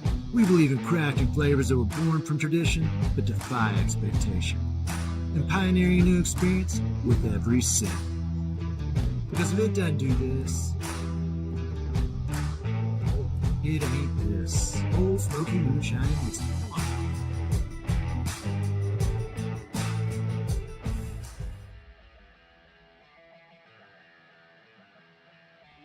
Welcome into OutKick the show. I am Clay Travis, your fearless leader. I am going to continue to argue that sports is one of the great unifying forces in all of American life. ESPN is a sinking ship. Democrats are now the party of the white, woke college graduate.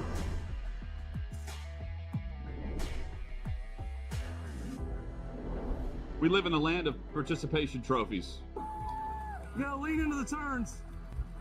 You really gotta lean into the turns. When Leah Thomas walked in that first day, it got silent, and every girl was uncomfortable. Very difficult to go back-to-back years in the NFL with the number one overall pick. Is it fair for people to be upset with Barbie? I've been out of LA long enough to have forgotten that libs, no matter how ridiculous the scenario, are gonna live.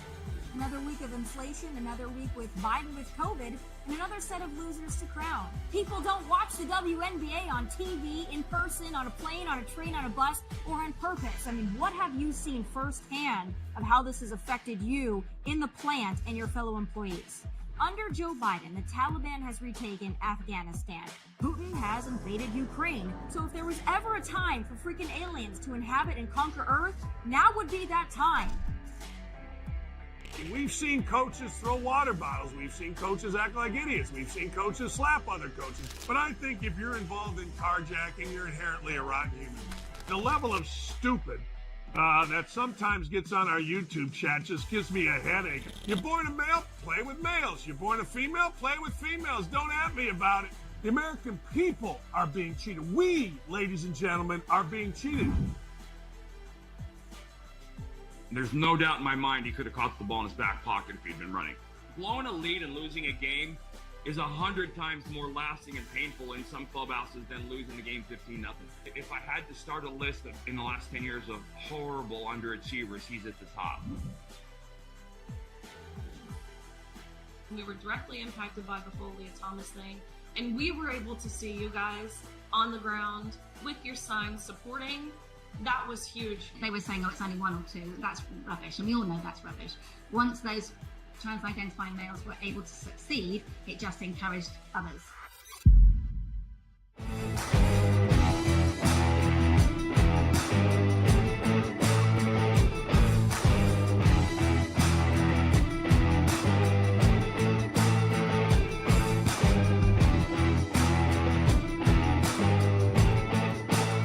Old Smoky Moonshine and Whiskey. Bold taste of a Southern legend.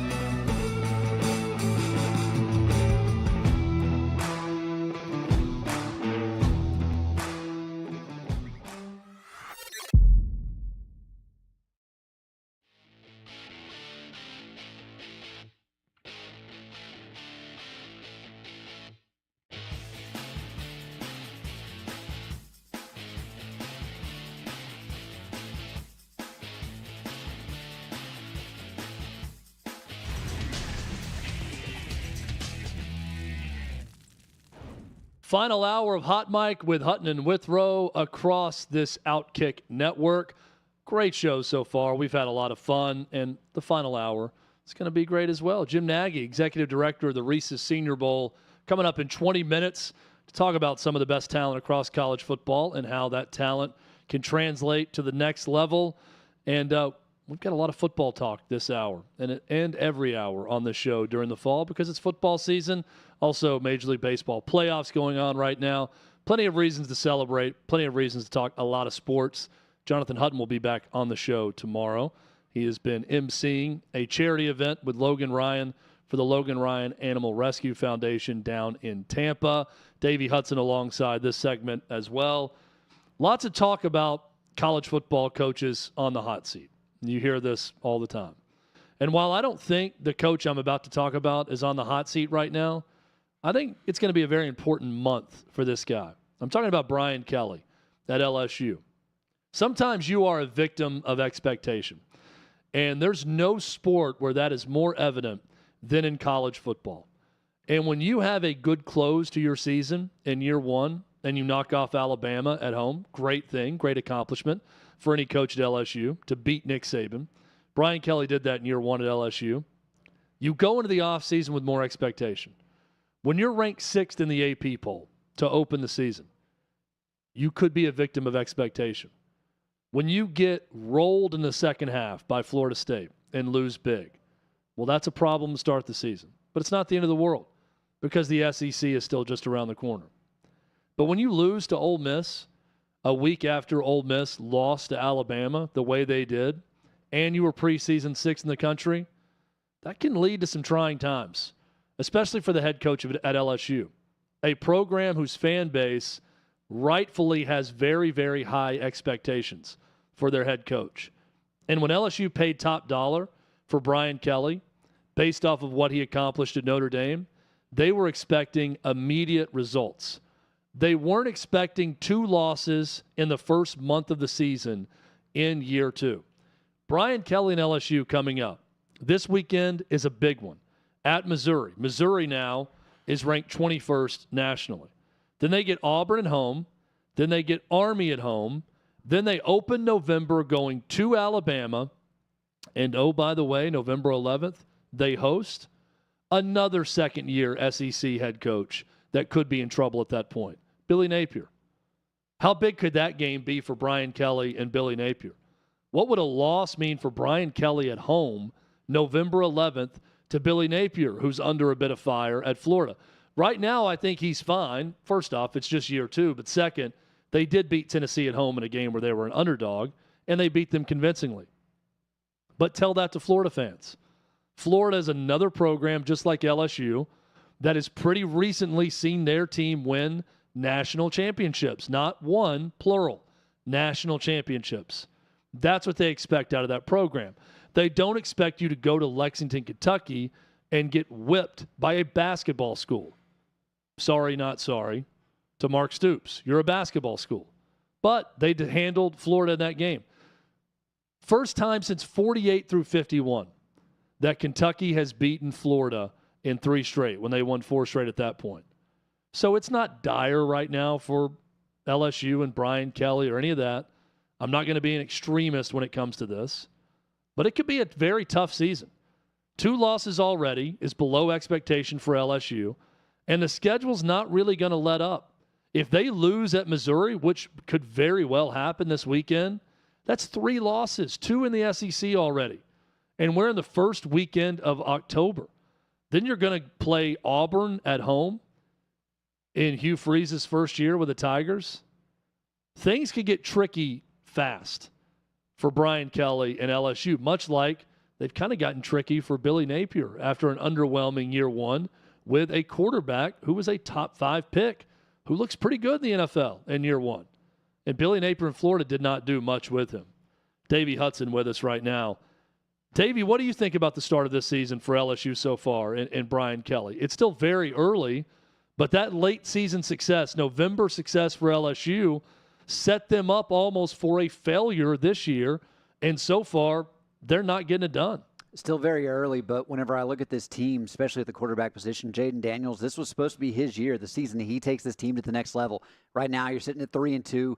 It's not like the schedule's getting any easier. Now, I think it does help them that they're playing Missouri early in the morning. Not like that crowd would be a raucous environment, but typically you see it be easier for teams when they go on the road to play earlier. And so if they lose that, they're at 500, 6 games through. It's going to get hostile down in Baton Rouge. Those fans, LSU, they don't settle for mediocrity. And Brian Kelly paid him a ton of money to come in. And as of late, it's a what have you done for me lately type deal. He's not shown much on the field. And next season, again, it's LSU. They're always going to have talent. But right now, it's showing that Brian Kelly's not able to do the most with the talent that he has. He's also a straight mercenary. But there's no love for Brian Kelly in Baton Rouge. Oh, Beauregard Kelly. Yeah, when he was doing the whole fake Southern whatever Cajun accent that was, I don't think LSU fans were hearing that saying, this is one of our guys. He's just like us. We can go have a plate of gumbo together after a game. No LSU fans are thinking that. They're thinking, hey, win a national title. Yeah. You came down here saying you couldn't win a national title at Notre Dame with their resources, but you came here because this is a program ready-made to win a national title. Ed Orgeron won a national title at LSU. He was one of them. I mean, he was we talk about Swamp King. Yep. That's Ed Orgeron summed up. That's him persona. He is a Louisiana Cajun guy, and he was able to win a national title. So my point is there's no personal attachment with LSU fans and Brian Kelly.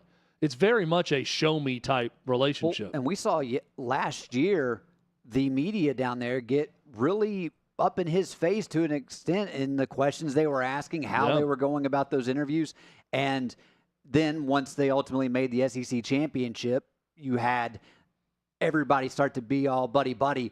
But again, we're going to see that change if things continue to go the way they are. And I mean, they've got several key games coming up.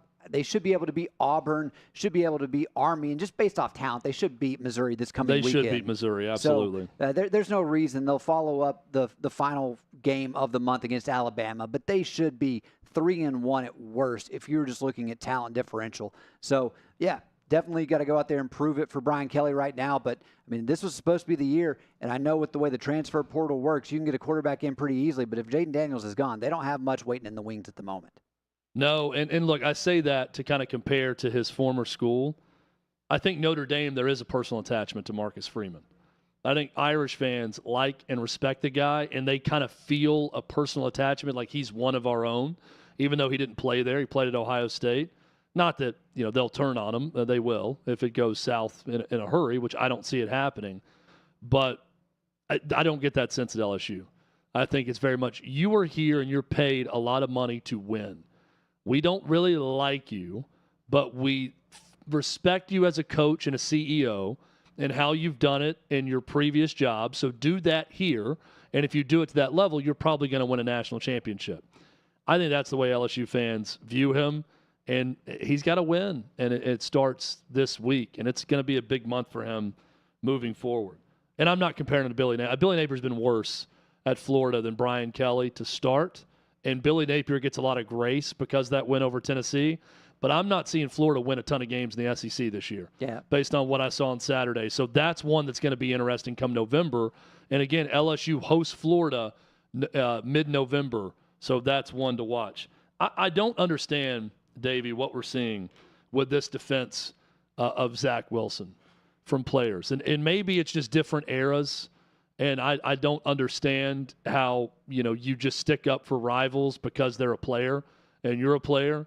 And any type of criticism, even if it's about someone's game, suddenly is just beyond the pale of what's acceptable in sport. I don't get it. But Micah Parsons, after Rodney Harrison questioned Chris Jones about their preparation for Zach Wilson and the Jets, Rodney Harrison dared to say what everyone had seen with two eyes the entire time. That Zach Wilson was playing like garbage. And the film, which every player will tell you, and coach, which the film does not lie, would tell you that he did not look good in the previous games. He asked him about that, and then he followed up saying, oh, come on, you don't think he's special. You saw the tape and thought, we're going to handle this guy, and you didn't. He was special tonight, but he's not a special player. I don't think any of that's out of line by Rodney Harrison. But apparently everyone in the National Football League does think that it was out of line, including Micah Parsons, who had this to say on his podcast. I always keep my faith in God, and I'm gonna just keep this real with you. I truly believe that we are not one to judge. We cannot just keep saying someone's garbage, saying who's special, who's not special. Now, if you're a really good football player, yes, Chris Jones is a really good football player. Is he a better player than Zach Wilson? Yes, but Chris has built himself upon that. We're not giving that same courtesy of Zach Wilson. Let him grow. He's continuing to get better each week and week out. And that's just, to me, that's a fraudulent move. Even me, I'm not the one to decide who's special and who's not special. Zach Wilson is special in his own way, bro. You can't sit here and say, oh, you look at the tape and he's garbage. Like, come on, Rodney. Like, you didn't even do that. You can say he's not a Mahomes tier. Yeah, you can say that. But you can't say that he's not a good quarterback. He's a starting quarterback in the NFL. If, Rodney, you can show me you can do it, then you do it. If you were so good, like, bro, like, he's a top 5 pick. He got drafted that high for a reason. Let his traits and everything he do grow, bro. Zach, bro, if you out there, I hope you win. I really do. I hope you win. I hope you grow into the player that no one thinks that you can grow into, bro. There's a lot of people that's hating on you, brother. Hall of Famers, ex-pro players, which makes no sense. I get we all love the game of football, but at the end of the day, we got to remember, Zach is a human being, bro. Zach is a human. We don't use our platform to degrade other players. This is not what we do. We use our platform to uplift people. We use our platform to talk good about people. Say, Zach, build confidence. You know, every person in this world just needs someone to believe in them, okay? And I'm big on that. Look, some of the stuff he says, yeah, everyone needs someone to believe in them. That's great. You're also on a platform, and you've gone on podcast where you said that Jalen Hurts was getting too much credit and more credit should go to his coaches, and there was backlash for that. And in that impassioned speech you're going through there, Micah, you also sit and say, well, Rodney Harrison, can you do better? You can't do any better than Zach Wilson. Of course the guy's got talent. He's playing quarterback in the National Football League. And if Chris Jones or anyone wants to say, look, he had struggled in the previous 2 games, but we see the talent. There is physical talent there that you cannot deny. That's fine. And maybe if you want to say, look, he has special talent, and we had to prepare for that. I'm good with that. Did Rodney Harrison go a little bit too far with the follow-up? Maybe. But let's not take criticism of someone's play and turn it into us criticizing them as a human being. He's not saying Zach Wilson is garbage. This is not a literal statement. He's not saying he doesn't have worth as a human, that he's a piece of garbage. He's saying if you turn on the film and watch it, a defensive player, like, oh, by the way, Rodney Harrison played defensive back in the league for years, would probably turn on that film and say, this guy's garbage, let's get after him. As a player, as a quarterback, because he had played like garbage. This is not some shocking news alert for people that have watched the NFL and watched Zach Wilson this year. Full props to Zach Wilson for improving, something I thought he would throughout the offseason. And I gave him credit and said, hey, maybe he's improved a lot and this team's going to be fine without Aaron Rodgers. That has not been the case. He had a special night. He had a good night. You know how that night ended? With him taking his eyes off a snap and putting the ball on the turf and the Chiefs getting it and the game ending. Good NFL quarterbacks don't do that. Should we give him grace on a night where he had a good game? Sure. And I'm sure his teammates are doing that because he went and apologized to his teammates. But let's stop being so soft as to say we can't criticize someone's performance when they're playing football at the highest level in the NFL. This is a soft stance from Micah Parsons. And to me, it's indicative of a soft generation of players. I bet in the 80s and 90s, no one was going to bat for Zach Wilson if someone said that he looked like garbage on film as a quarterback. Davey, am I too old man here, or is this...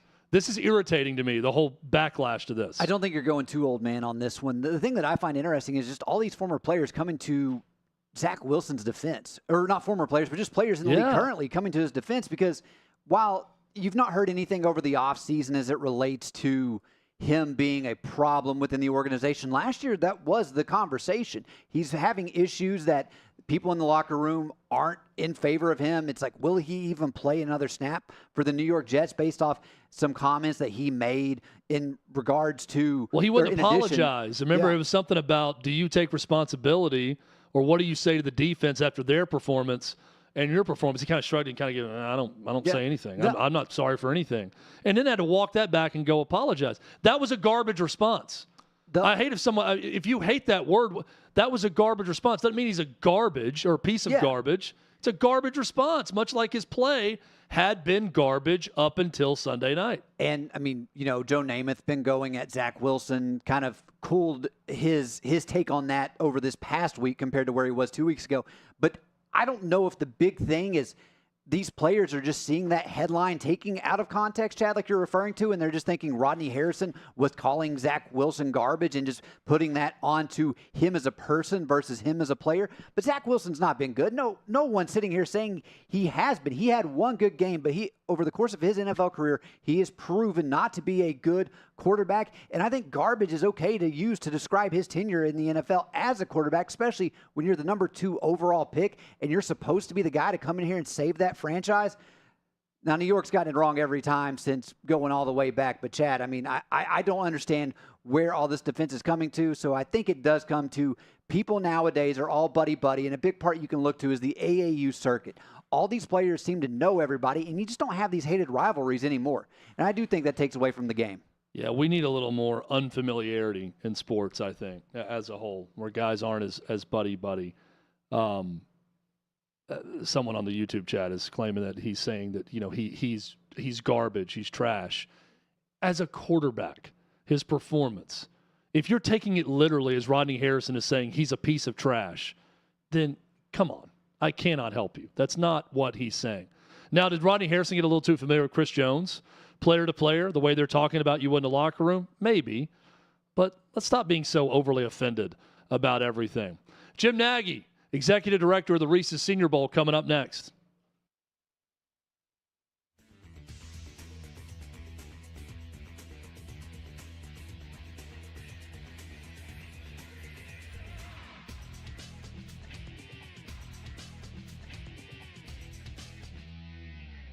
Hey, good morning. The NFL has filed a grievance against the NFL Players Association over running backs being possibly coerced/coached into feigning injuries. That's right.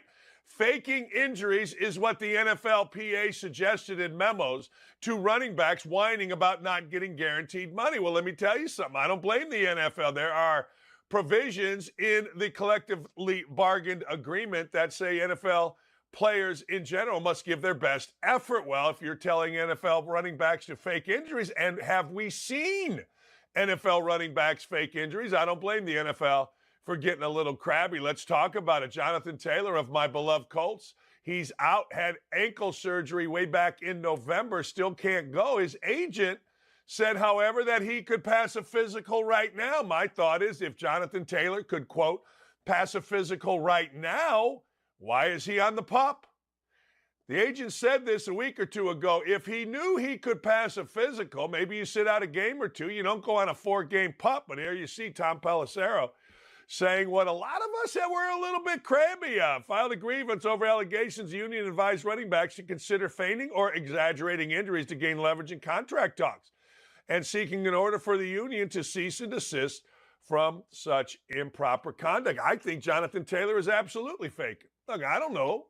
What do I know? I know this, though. Jonathan Taylor walked around pretty good at training camp. Jonathan Taylor's been whining about this. Jonathan Taylor and his agent, as I said, have already said, yeah, he could pass a physical. Let me tell you about Austin Eckler, an ankle injury with no timetable for return.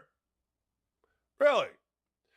I coached for 30 years. A lot of guys with ankle injuries, high ankle injuries, tweaked ankles, you name it, and everything in between. And there was always a timetable for them to return.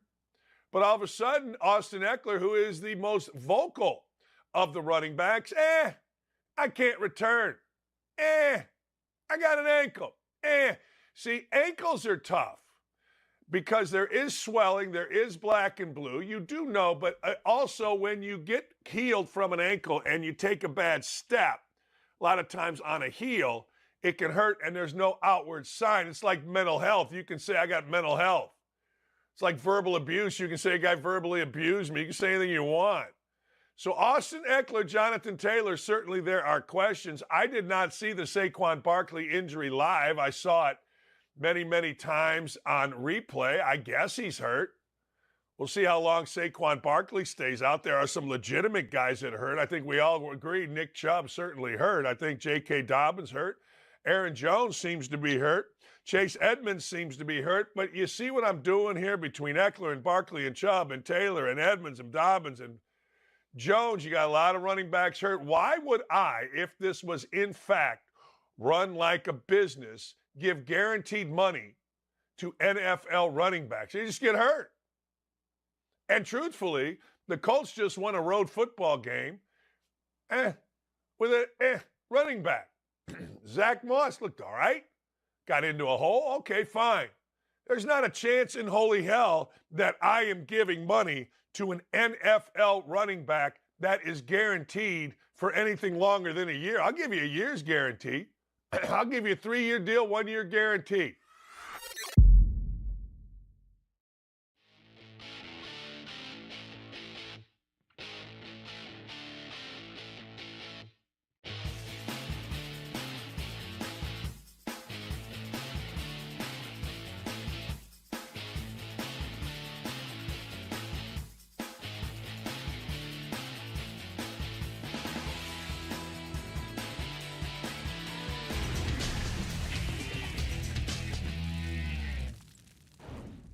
Fun show so far today, talking a lot of football. I'm Chad Withrow. Jonathan Hutton, he'll be back with us tomorrow.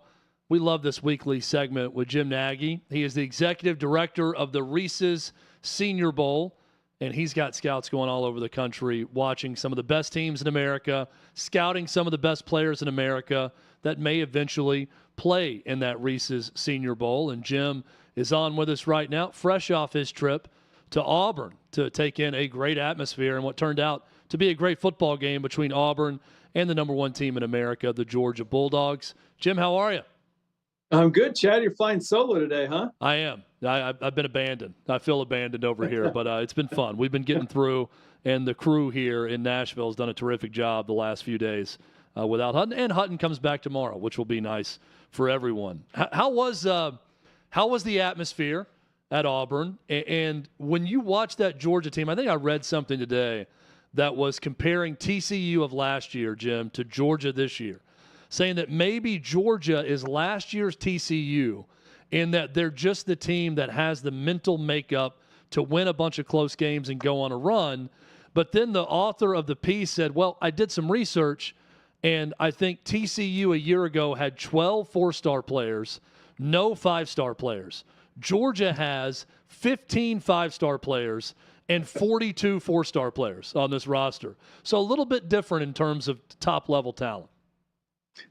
Yeah, first of all, the environment at Jordan Hare Stadium was awesome. That's a great place to see a college football game. That crowd was ramped up, and really the Auburn football team showed up. They gave them a great game. They stuck with them right there to the end. Couple plays here and there. Really, the inability to cover Brock Bowers was what did it. But yeah, you can't compare. You can't equate Georgia's roster and TCU's roster. I mean, to me, there's no real similarity other than, yeah, they're squeezing out some games this year. They're figuring out a way to win. But no, they've got so many five stars on that roster. But I'll say this, it's not where Georgia's been the past couple of years. I mean, we've seen a Georgia team that's just going in and blowing the doors off people. And that's not happening this year. You can't lose that much high-level NFL talent over a 2 or 3 year span and just expect it to keep going. You know, it happened in Tuscaloosa for no other reason, in my opinion, that they've had 4 straight, first round NFL starting quarterbacks go through that pipeline. So that allowed them to maintain, even when some of the other positions were taking a dip, the quarterback position always kept them up there. So yeah, this is just a different looking Georgia team. They're not going to roll through the season the way they done, but give them credit. They're figuring out ways to win games. Well, and, Brock Bowers ends up making a huge play in this game, and that's the guy you want to go to if you're Georgia when the game's on the line. But that drop-off from Stetson Bennett as the veteran guy who had that savvy for that offense to Carson Beck. And Carson Beck is a talented guy. It's pretty clear, but what do you see in terms of the differences between those guys and what maybe Carson Beck doesn't have that Stetson Bennett had playing so many years in that offense? Well, certainly the experience factor and everything that comes along with that. Just having command of the whole system, going on the road, big environments. I mean, those are just things you can't replace. I mean, all those big stages that Stets played on. And then probably the mobility aspect. I think that was the big thing with Stetson Bennett that a lot of people underrated was how athletic he was. I mean, the guy was a really good athlete. He could hurt you with his legs. I don't think Carson Beck's going to do that. I think Carson's more of a pure pocket passer, and he made some big-time throws the other day, and Bowers made some big-time plays on the ball. We saw some of the one-handed stuff, some of the stuff in traffic that he did, and plays he made after the catch. I think where Georgia's got a chance to get better, and we saw this past week, Ladd McConkey came back. And Ladd McConkey going into this year was our number 2 rated receiver on our board for this year's Senior Bowl. So we're talking about a day 2 wide receiver that they're getting back that can win at all 3 levels. And he's a really good player, and he's missed a lot of time. He's missed every game up until this past week with a back injury, kind of a lingering thing that they didn't foresee happening. They thought they were going to get him back pretty quickly, and it just didn't happen. There just kept being some complications. So that's where I think this Georgia offense can grow. And then the more Carson Beck plays, the better he's going to be. But you can't lose a guy with the experience of Stetson Bennett and expect this offense to pick back up. And look at some of the other losses on offense. I mean, you lost a first-round right tackle. You lost a couple of, you lost both your tackles. You lose Kenny McIntosh at running back. So Georgia lost a lot of pieces. We haven't talked about the defensive side of the ball. So the fact that they're figuring out to win games with a group that lacks some experience, give Kirby and the staff a lot of credit. Jim Nagy is the executive director of the Reese's Senior Bowl. At Jim Nagy _SB is where you can follow him. I find it to be a red flag when a head coach who went through the ranks on one side of the ball becomes a head coach, and that side of the ball for their team starts to slack. That's not the case with Marcus Freeman, who was a defensive guy and now in charge of Notre Dame. That defense is good, and they showed that again on Saturday night at Duke. What do you make of this Notre Dame defense, Jim? Yeah, talented. The more we watch them, the more there's NFL guys all over that defense. We highlighted one of them this week, Howard Cross III, one of their defensive tackles. His dad, Howard Cross, the second, I guess, Howard Cross Sr., played in the NFL for a long time, was a tight end with the New York Giants, really good player. So he has bloodlines. But you look at that defense, I mean, they've got Maris Lufau at linebacker, J.D. Bertrand at linebacker, Cam Hart at corner. There's some guys, and that's back-to-back weeks against Ohio State and Duke. Both those games looked very similar, really hard-fought games. Yeah, they gave up a couple drives late to Riley Leonard. Riley really was gutsy down the stretch for Duke, but then they stepped up late in the game. Howard Cross III got some heat on the quarterback, got some heat on Riley late, and they came away with the win. But that's a good Notre Dame defense, and Sam Hartman, give him credit too. Another gutsy performance opposite Riley Leonard. Sam Hartman made plays 4th and 16. When he needed to make a play, he made a play with his legs. So really just a really good football game. That's back-to-back weeks that Notre Dame has been in a really good football game, really entertaining game. Sitting at home watching that on TV, got back from that Auburn-Georgia game and watched the second half. But Notre Dame's good, man. I mean, they're a top 10 team with that defense. So, and we'll see how far Sam Hartman and the running back can take them on offense. Let's go up to the Pacific Northwest. So much attention on Colorado and Deion Sanders in every game they're playing. And a lot of eyeballs on, I think it was 7.4 million, were on USC and Colorado over the weekend. But I feel like all this attention has kind of taken our eye a bit off of a couple teams up in the Pacific Northwest, one of them being Oregon and the way they're playing so far this season. Jim, what do you see from that team and specifically some of the players you guys are tracking? Yeah, I mean, the eyeballs were on Oregon for 1 week, and that's when they played Coach Prime's team, right? Yep. And then we're right back off. So, but they'll have some big games later in the year. I mean, they're going to have, obviously the Apple Cup against Washington State, and they'll get UW here in a couple weeks up in Seattle, so that'll be a big one. But no, they're just rolling along. Bo Nix is being Bo Nix. He's making it look easy. They've got some, Franklin at wide receiver. They've got some good offensive skill people. They've had a couple portal ads on the offensive line. They've done a really nice job. But flipping it to the defense, they've got some guys that are playing really well. Brandon Dorless, the defensive tackle, is the guy that we invited to the game last year, is playing at a high level. Jordan Birch, a transfer from South Carolina. I got the Gamecocks helmet behind me here. Jordan Birch was a nice pickup. He's starting to play well. So no, they're in Kyrie Jackson's another transfer from Alabama playing cornerback, who was one of our quote unquote Senior Bowl stock up players of the week last week. So I think Dan Lanning has done a really nice job in the portal. Obviously Deion's done a great job at Colorado, and that's gotten a lot of hype, and for good reason. But I think what Lanning's done the last couple of years, they've done a really nice job. And a lot of those guys are stepping into big roles and playing well. So you look at these teams around college football, these top 10 teams, the Notre Dame's, the Oregons, the one thing they have in common, they've got a lot of underrated NFL talent on both sides of the ball. Well, I see a Washington Huskies helmet behind you also, Jim, and that's a team I love watching them play. And Oregon's got some players. I don't know how much time you spent watching Washington or if you've had a chance to scout them yet. You mentioned that big game coming up in Seattle, but what do you think when you watch Washington play? Like you said, you nailed it. Fun to watch. If people on the East Coast haven't watched this team, take a nap. I said that last week. Take a nap and check out this team. Now they got I'll say this: they were on the road this past week. We had a scout in Tucson for that game against Arizona, and Jed Fish's team fought those guys. I mean, it was a really good game. Michael Penix, yeah, everyone knows about Michael Penix. He's Heisman, one of the Heisman favorites right now, and he should be. But man, he's throwing to 3 really good wide receivers: Rome Odunze, Jalen McMillan, and then the underclassman Polk. I mean, that's arguably the best 3 receiver set in college football right now. Super explosive. And then they have guys on the defensive side as well. Braylon Trice, their pass rusher, had a really big game the other night against a left tackle prospect for Arizona, Jordan Morgan, who's going to be, probably a day 2 pick. So we're talking about an NFL starting caliber left tackle. Really good battle with Braylon Trice. So that's UW's a fun football team. Really fun football team. There's some matchups out west that we're going to get these next couple of months that are going to be a lot of fun to watch. So my daughter was at a birthday party on Saturday at like a bowling alley fun center type place. Luckily, they had TVs on. So I was watching a little bit of Texas, Kansas when I'm at this birthday party.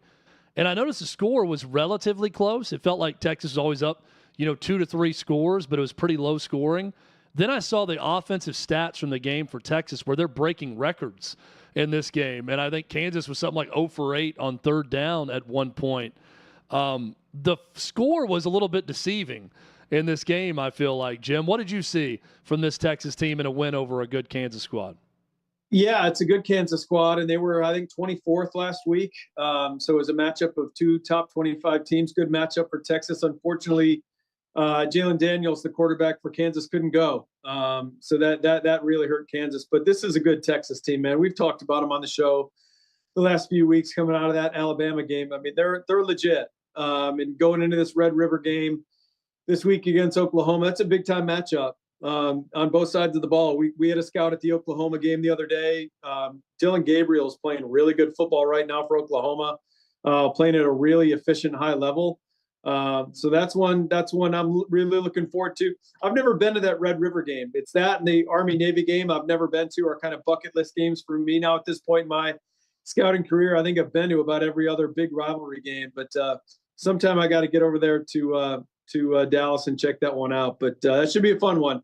Quinn Ewers against Dylan Gabriel is a fun matchup. I've been to an Army-Navy game, a couple of them. It's awesome. I highly recommend. I've never been to the Red River Shootout, and I'd love to see that one. So I'm adding that to my list also. I'm going to kind of put you on the spot here, but you normally have a guy or two that maybe is a little bit off the radar, or someone you want to focus in on that you and your team are scouting and looking at each week. Do you have a name or two to keep an eye on that you guys have been monitoring throughout the season?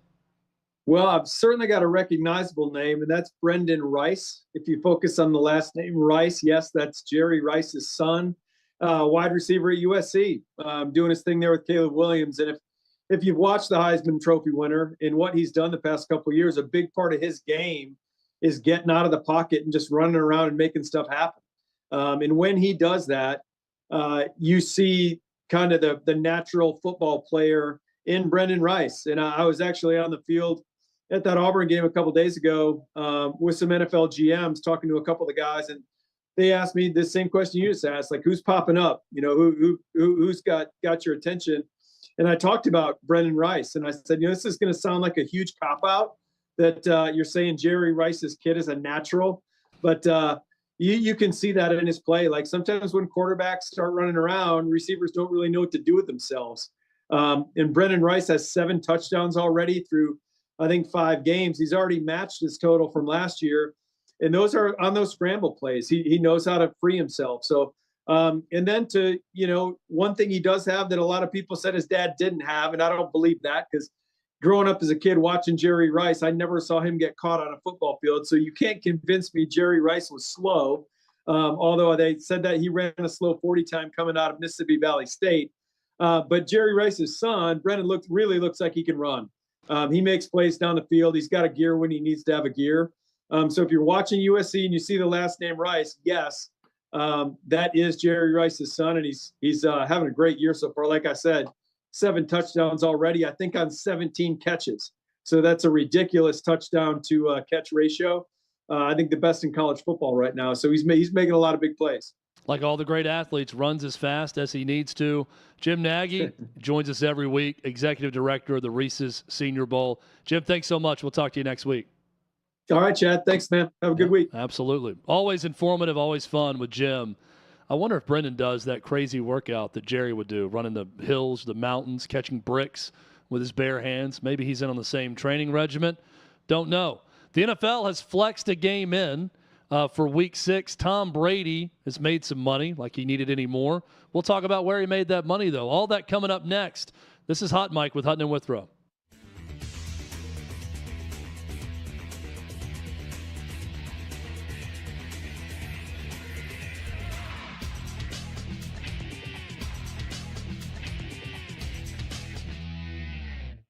I'm here at the Big Machine Music City Grand Prix, but that's not the only big race that's on people's minds. Let's go talk about it.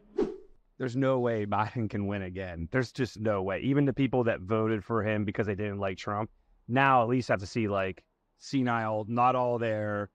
Probably won't be alive for 4 more years. Are you a Trump guy? Or are you a DeSantis guy? Or someone else? I don't like any of them. Who's your dream candidate? Who would you want to run? Myself. I think the best candidates probably are smart enough not to run. I just hope there's somebody that's young enough to care about the country instead of their politics. My fear is they get Gavin Newsom from California. I think it would be the new cool vote for the younger people, and that's what I don't like. Who do you think on the Republican side would be able to take on Gavin Newsom? Great question. As a Republican registered, I love what Trump's body of work did, but they're just out to get him and destroy him, and we won't get things done, which is crappy for me to say. I thought DeSantis was going to be the guy. Trump only has 4 years left. He cannot fix everything that just happened in 4 years. And he's going to be battling indictments and all these false stuff for the next 4 years. We won't get anything done. And it'll just be the stalemate in America. That's why I almost don't want him in. But if he is the leading candidate, that's who I'm going to vote for. Is there any Democrat that you would vote for, consider voting for? Absolutely not. What about RFK Jr.? No. Who should our first female president be? Michelle Obama, of course. Okay. Yeah. I'm going to go with Harambe 2024. We have the 2024 presidential race coming up, and I wanted to see who you thought your favorite TV characters would vote for. Homer Simpson, like who do you think he would vote for? Donald Trump, all the way. Vito Corleone. Whoa. Whoever advances the cause of the Corleone family. Yeah. Tony Soprano. If Tony Soprano is voting in the 2024 election, who do you think he's voting for? I'm gonna go Ron DeSantis. Okay, why do you think that? Just seems like a Ron DeSantis kind of guy. Is this a meatball joke that you're trying to make right now? What about Homer Simpson? Homer would vote for Biden because he's a dope. Who do you think Napoleon Dynamite would vote for? That's a good question. I actually don't know. There's a right answer here. He's voting for himself or Pedro. There's a Viking show, I think. Okay. Maybe that's Hulu. I don't know. So in the Viking show, whatever the main character is, who do you think they would vote for in 2024? Probably a goat or a dog. I think we have one of those in office right now. So who do you think Jon Snow would vote for in this upcoming election? I'm going to say Donald J. Trump. Why do you think so? Because Game of Thrones is all about drama, and Trump comes with the drama, baby. Would you vote for Trump from jail? Yeah, probably. Because at that point, what else do you have to lose? Okay, would you vote for Trump from a jail cell? Hell yeah, baby! I will get Trump out of jail. Would you vote for Trump in jail? Oh yeah. Based as The thing that Trump needs to remember is there's another political figure that said, I don't recall very well. Yeah. And that's all he's got to say. Is there like a dream candidate, someone that you think could like save us all? Yeah, Jesus. Amen to that.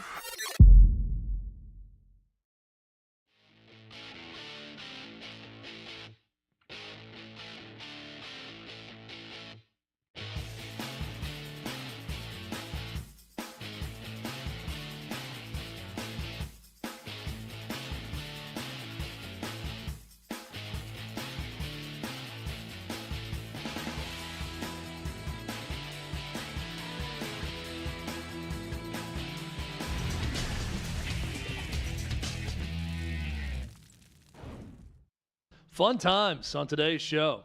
Appreciate everyone watching, listening, however you do so. I'm Chad Withrow. Hutton will be back with us tomorrow. I'll get my partner in crime back in studio with us here. 6th and Peabody Studios, downtown Nashville. Huge shout out to Old Smoky Moonshine, Yeehaw Beer, taking great care of us here. We love having a studio inside of a distillery and brewery. Not everyone can claim that. We can, and we're better off for it. We appreciate their relationship with us, and it's always fun coming here to do the show every day. Tom Brady's having a hell of a lot of fun right now. Guy's rich. He's insanely good looking. Yeah, I said it. We all know it. And apparently he's even richer now because, Davey, he made $55 million off a partnership with FTX, which turned out to be a huge scam. He did. Now, FTX, I mean, a multi-billion-dollar crypto scam. Sam Bankman-Fried, his trials currently going on right now. Personally, the man should never see the light of day again for everyone he was able to take advantage of. Is it like a Bernie Madoff type situation? Yes. Is this one giant pyramid scheme? It's a good way to look at it. Yeah, it's a good modern example to take into account. But yeah, the big news that came out was on CBS's 60 Minutes last week.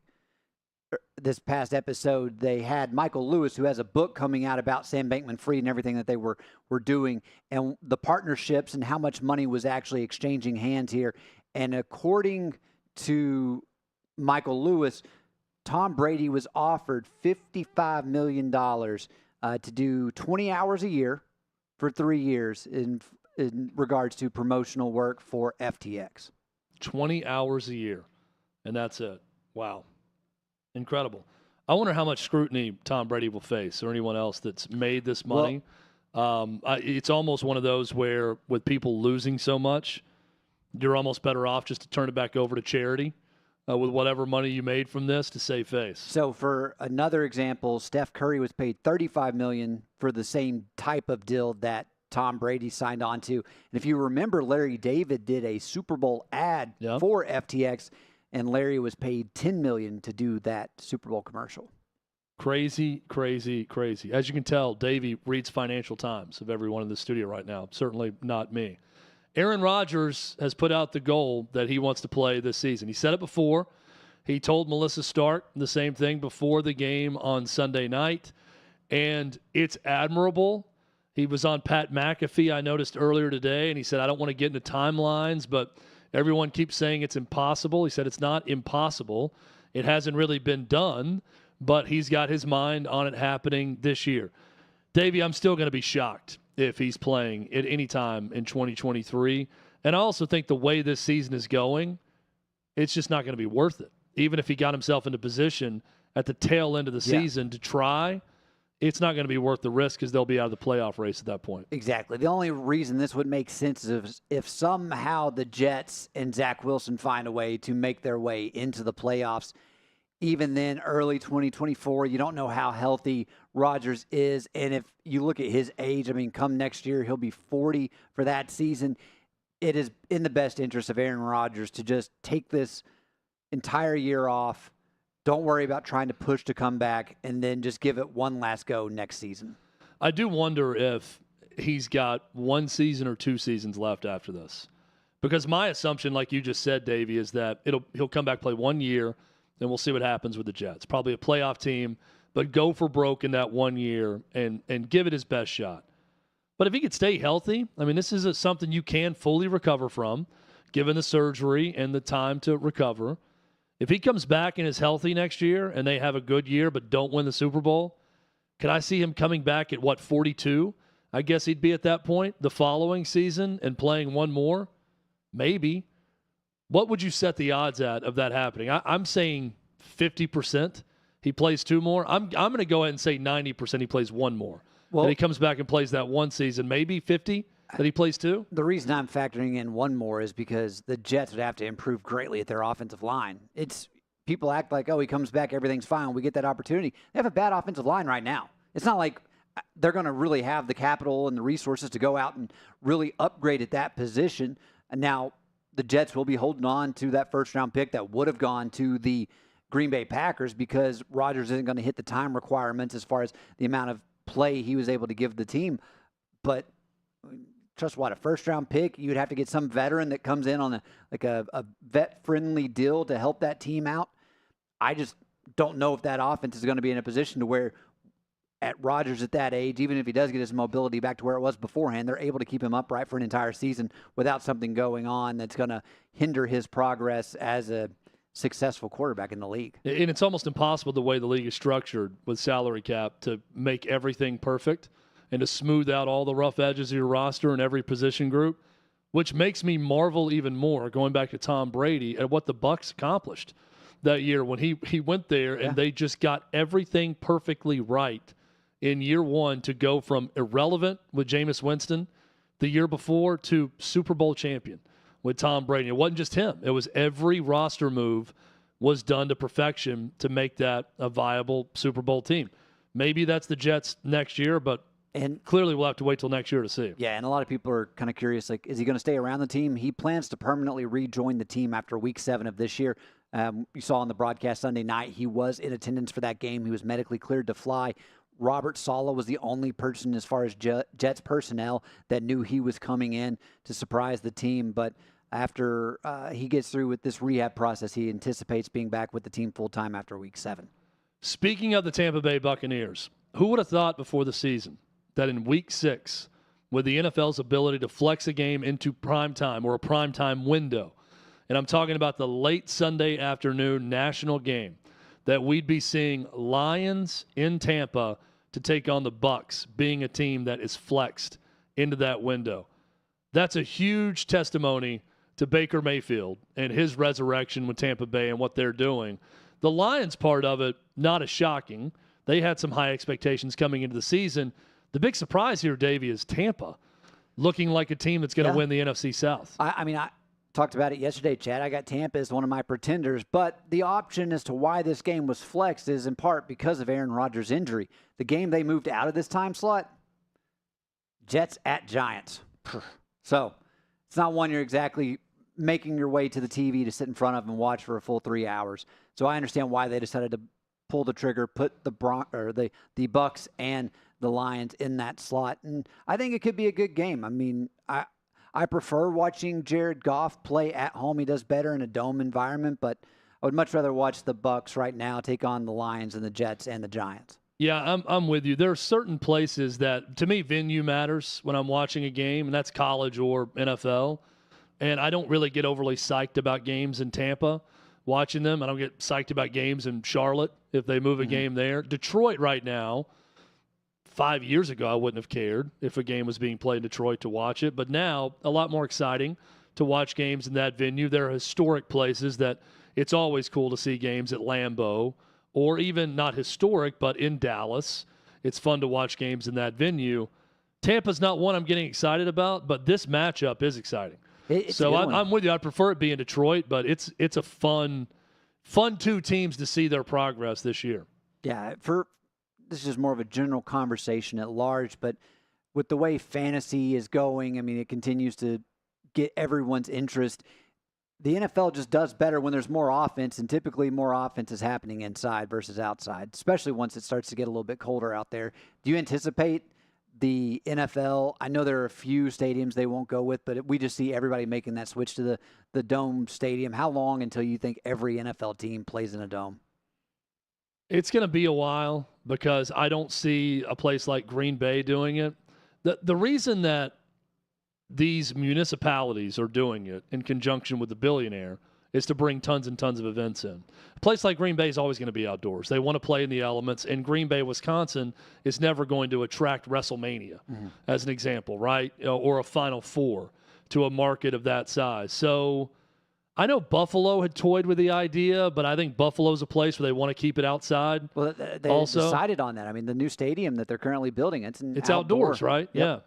So I don't think we're ever going to get to a point where every stadium is that, and I hope not, because that's part of the charm of the sport. I mean, watching playoff games in January where it is freezing or it's snowing, that's a great part of the game. Talking about wanting to watch on television, how often do we tune into a game because we hear it snowing? When we get into late November, December games in the NFL, we want to watch games in the element, in the snow. So I hope it never goes away. But this talks. Money talks with everyone. If you can get more events in, you can lure a Super Bowl in, it's going to happen. We had Guns in studio talking about here in Nashville with the new stadium being built that's going to be indoors, that he could see Taylor Swift playing her first Super Bowl halftime in Nashville in the new stadium. So that's the route a lot of places want to go. But if you're a market that's not going to bring in the huge event anyway, keep it outdoors. Keep it with the lure of, having games in the elements. Pittsburgh, another place I think about that's had the elements over the years at times. So I'm absolutely all for that. Davey, you have uncovered a story of the most brutal loss ever. Please explain. So in South Korea, every male adult has to serve in the military prior to the age of 28 for at least 18 months. Now, a way you can get around this is if you win a gold medal in the Olympics or a gold medal at the Asian Games. We have a situation where recently there was a skating relay happening, and I'm going to butcher the name, but that's par for the course. But there was a 3-man South Korean skating team, and all 3 would have been exempt from military service had they won. Correct. But South Korean skater Jung Cha-won had the Asian Game gold medal in his grasp on the final leg of this relay, but he decided to celebrate just a hair too early, and the Taiwan team, the final leg skater for that team, managed to beat him by 0.01 seconds. And so with that being the case, South Korea ended up getting the silver medal in this one. And so all 3 members, I'm assuming all 3 members have yet to serve their term in the South Korean military, but they lost out on that gold medal, which would have exempted them from having to do that mandatory service. If I had to guess, I always would have guessed that this worst loss ever would have taken place in North Korea and not South Korea. But interesting that it took place in South Korea. I wonder if Taiwan has a similar mandatory military participation rule. Well, South Korea has their rule because of North Korea. That's true. That's true. I doubt Taiwan does, but maybe they do.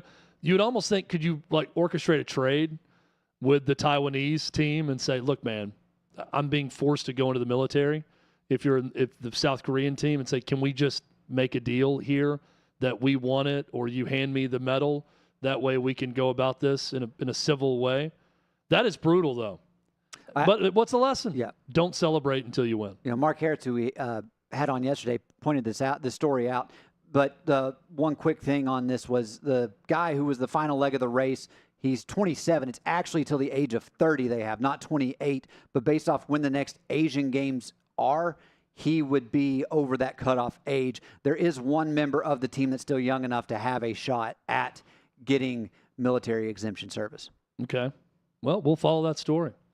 But this could be the classic example. Parents out there teaching their kids, don't celebrate until it's over.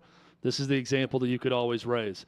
Hey, fun show today. Dave, we got a big show tomorrow also, right? Clay Travis is going to be on the show with us. Ryan Spader, who covers Major League Baseball, will join us. He's been all over social media today calling out journalists with a big J, capital J, that called out Trevor Bauer, saying that he was guilty before we learned much about the claims against him. They've gone silent now. Ryan Spader has a few things to say about those journalists that did that. We'll talk with him tomorrow. Plenty to get into as we get closer and closer to the new weekend. What is the new weekend, you ask? Well, I declared it 2 weeks ago. It's Thursday. Football is here. We have Thursday night NFL football. We have a crappy college football game on Thursday night based on a lack of officials in high school. There's probably a ton of high school football games on Thursday night also. Regardless, the point is the weekend starts earlier. It starts tomorrow. No, it doesn't. Tomorrow's Wednesday. It starts in 2 days. It feels like Thursday. The last 2 days, it felt like 3 days. Tomorrow's Wednesday. In 2 days, the weekend will start. That makes Wednesday the new Thursday, and it's going to be a hell of a show. Thanks to everyone out there watching and listening. However you watch and listen, we're back at it tomorrow. Jonathan Hutton returns. This is Hot Mike with Hutton and Withrow across the OutKick Network. Puka Nakua.